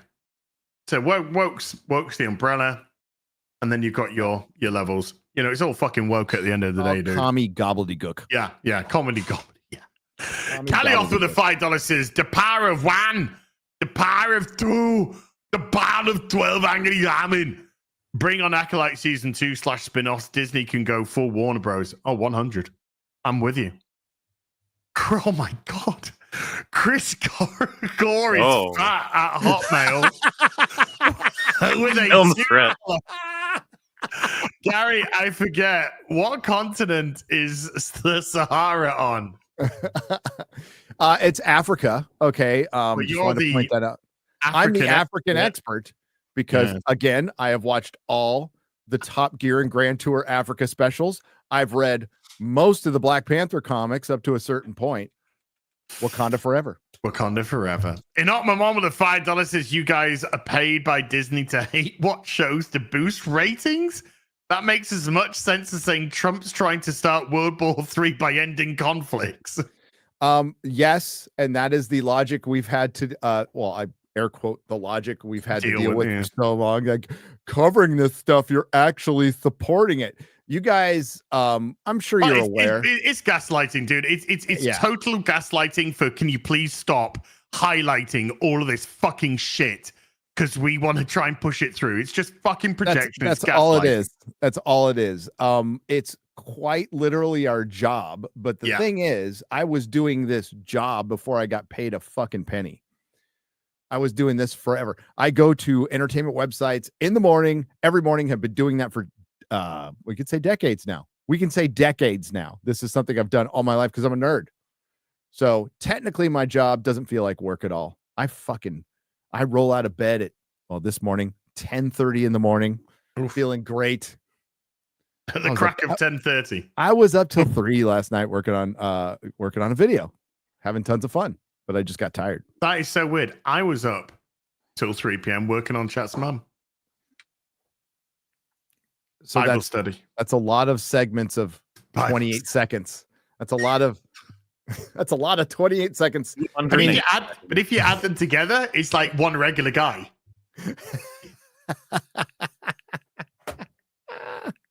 Rated M with a $5 says Quentin Tarantino's Robert Avery on Rogan. The George trailer on Apple worth checking out. The Gorge, Tarantino's not on the Rogan? George, the Gorge. Oh, wait. Yeah. And Robert Avery? Yeah. He follows me on Apparently. Twitter. You know who he is? No. Co-writer of Pulp Fiction. Oh, okay. Cool. 30th anniversary. Just got my 30th anniversary disc. The Gorge trailer on Apple worth checking out. Also, Troy Duffy still coming to FNT. Love you, fellas. What? Who's coming to FNT? Troy Duffy. Troy Duffy's coming on FNT? Is he?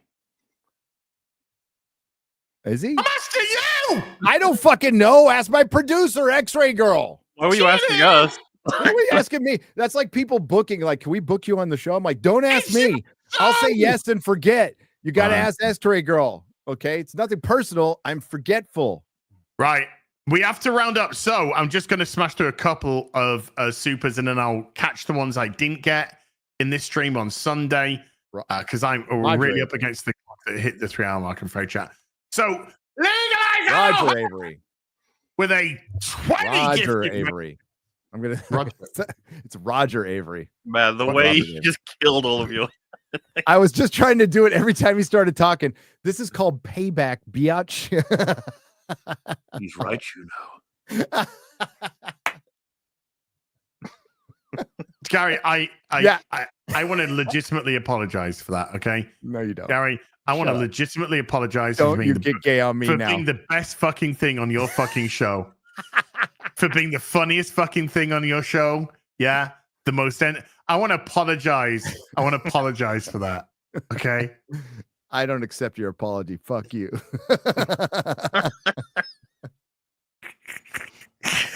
Legalize Out of Hood not only dropped a 20 gifted, but he slides $100 into the chat as well.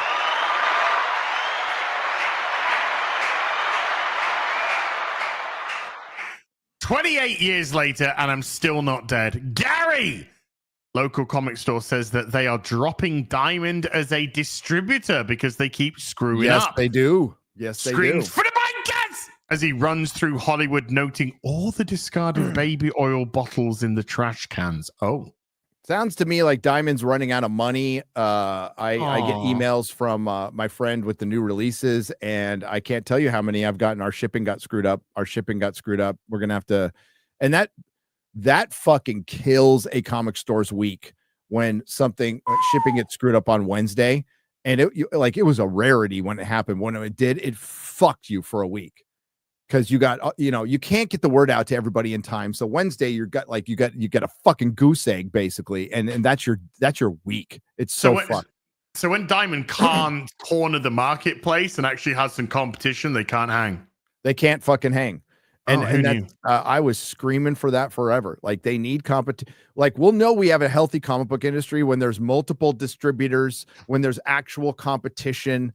And there wasn't, and there was a group of retailers who really fought hard to keep just Diamond around, right? Which shrunk the industry. But these 5 very selfish retailers, one in particular, didn't give a fuck, never gave a fuck. As a matter of fact, they would be at seminars going, "Oh, Comics Pro, we're so great." And Brian, Hibbs would go, "I don't give a shit about other stores. I just care about my store." That's honest. That's honest. But that's what helped a lot of comic retailers help fuck their own industry. They did. It's a fact. Lady G with a $10 says, "Gary, I'm supposed to tell you from hubby that you're right. Evans will be Yahtzee Cap, and also that your beard is looking exceptional. No homo. I have to get back to teaching the youths of America now." Oh, enjoy. Good to see you, Lady G. SG Almighty dropping Diamond, ice cream, and Black Flag. Super sticker for his 54-month anniversary. Thank you, dude. And we'll end on a question from Ryan. If you didn't get your super chat read out, I will read it out on Sunday. Don't you fret about that. Thank you, everyone. Apologies, I haven't been able to get to everyone today, but we're up on the clock. Ryan Landis with a $5. This question for Gary's living skeleton: why didn't Terry Matalis get his own Star Trek show after the awesome Picard season 3? Well, we all know the answer to this. It's very because he made Kurtzman look bad. End of story. He made Kurtzman look bad. They all had to play nice in the award shows, but they really didn't like each other very much, and they let the one guy who could have turned their shit around go to Marvel. He went to Marvel. He actually made a Star Trek show as well, which is not what they wanted. Well, that's what he did. So, like, he wasn't. For all the shit we were he fucked off. They basically were contractually obligated to do a Picard season 3. They already knew it was a failure because of what Akiva Goldsmith and Kurtzman produced. So it was given a greatly reduced budget, which was pretty much mostly gobbled up by Patrick Stewart and his $1 million a fucking episode. So they had to do a bottle series, and they ended up making the best Star Trek since fucking Enterprise. Mm-hmm. And they had to work with shit. They had to work with total shit. They were stuck with one actor. Terry Matalas fired everybody. They only couldn't fire the black woman. Yeah, who was contracted for all of it. So they tried to make that work as much as possible. They teamed with Worf, and I think it worked. And they gave Star Trek fans something Star Wars has not: a crew on the fucking bridge of the Enterprise D. And then we got the unification thing, and I'm like, I'm good. I could still go back and enjoy Star Trek. That was a goodbye for me. I think that's why it was so emotional, because it wasn't just a goodbye to Spock and Kirk. It was a goodbye to Star Trek. Yeah, it was a eulogy for Star Trek. It was thank you for the good times. Most of it was fucking wonderful. You got us through some hard times. It was great, after work, coming home, firing up a Star Trek episode, growing up, watching it on Channel 5 or whatever, or whenever it was rerunning in San Diego or LA. When I grew up, it was on all the fucking time. Thank you for the great times. Thank you for the great times. Goodbye, old friend. I'll revisit you in pictures, meaning I'll just go back and watch the reruns, but I have no hope that anything new will be coming out that will be good. Section 31 trailer, that got you excited, didn't it? What? Gay show, the gay of the gayest of gay? Yeah, it's fucking ridiculous. So Star Trek Drag Race? So I saw that as a eulogy and a goodbye to Star Trek, which made it more emotional. Okay. And it's like, that's really it, man. Shatner's old. The old crew is gone. Gary, anything you'd like to plug before we go, sir? I'm working on a War of the Heron video that will be out Thursday when the movie comes out. Although I saw it like a month ago, and I had to rewatch it again. It was fucking terrible. So I'm working on that. Lots of videos I'm recording over the next week, so I can game towards the end of the year. Maybe these two guys will babysit me for one of them. Money. Yeah. We got EFAT movies, Gladiator coming out. It's the end of the war arc. Be a fun EFAT movies. Not Gladiator 2, Gladiator 1. Talking about that movie. It's gonna be great. And then the week after that, we're doing Die Hard on EFAP, and hopefully we might see some fun special guests. Who knows who they may be? Could be anybody. Anybody. Chat, massive. Could it be anybody here? Could it be anybody here? No. Maybe Maybe. Maybe it's me. Maybe it's you. I'm gonna be AWOL for a few days now because I got some shit going on. He's going to touch some grass. Loser. Az is gonna go touch some motherfucking grass. Yeah, I'm gonna be going around family, doing some traveling. So my online time is going to be very short for the rest of the month now. But I will be popping up hither and dither. I might be able to make next week's Real Busy, but at the minute, Real Busy. But at the moment, it's like I'm not at the moment. We run not next week. I won't be there next week. But the next 2 weeks are on Gary's channel. But there's a possibility I might be able to get to next week's show. Do we have Graham Nolan coming on next week? I think we do. I have no idea. I think we do. I've no idea. Unless he's coordinated something with X over there. Yeah, I don't quote me on that because that was through X-Ray Girl. So, Okay. I could be wrong. Maybe I thought it would been moved. I thought that'd been moved. So just check on that because I thought that. Yeah, that was, I have no fucking idea. Yeah. Yes. So massive thank you to everyone who came to watch today. Mods, thank you for giving up your free time. Everybody who super chatted, remembered, gifted memberships. Thank you so much indeed for supporting the channel. You didn't get your super chat read out today. I will be reading it out on Sunday, where I'll be doing afternoon tea from Mr. Porkchop's shed. Because I'll be down at Mr. Porkchop's. Tell Mr. Porkchop I said hi, and he'll go, "Oh, perfectly lovely. It's so nice to hear from you." Did he? Oh, well, that's funny. I was so funny when he's at Clarkson's farm. He's all, "I hope you don't mind me joining you guys today." It's like so fucking British. Shut the fuck up. Hang out. It was great. I love Mr. Porkchop. We'll be back with some more stuff very soon. You take care, everyone. Bye for now. Bye. Bye. What happens if I press this button? Don't do it.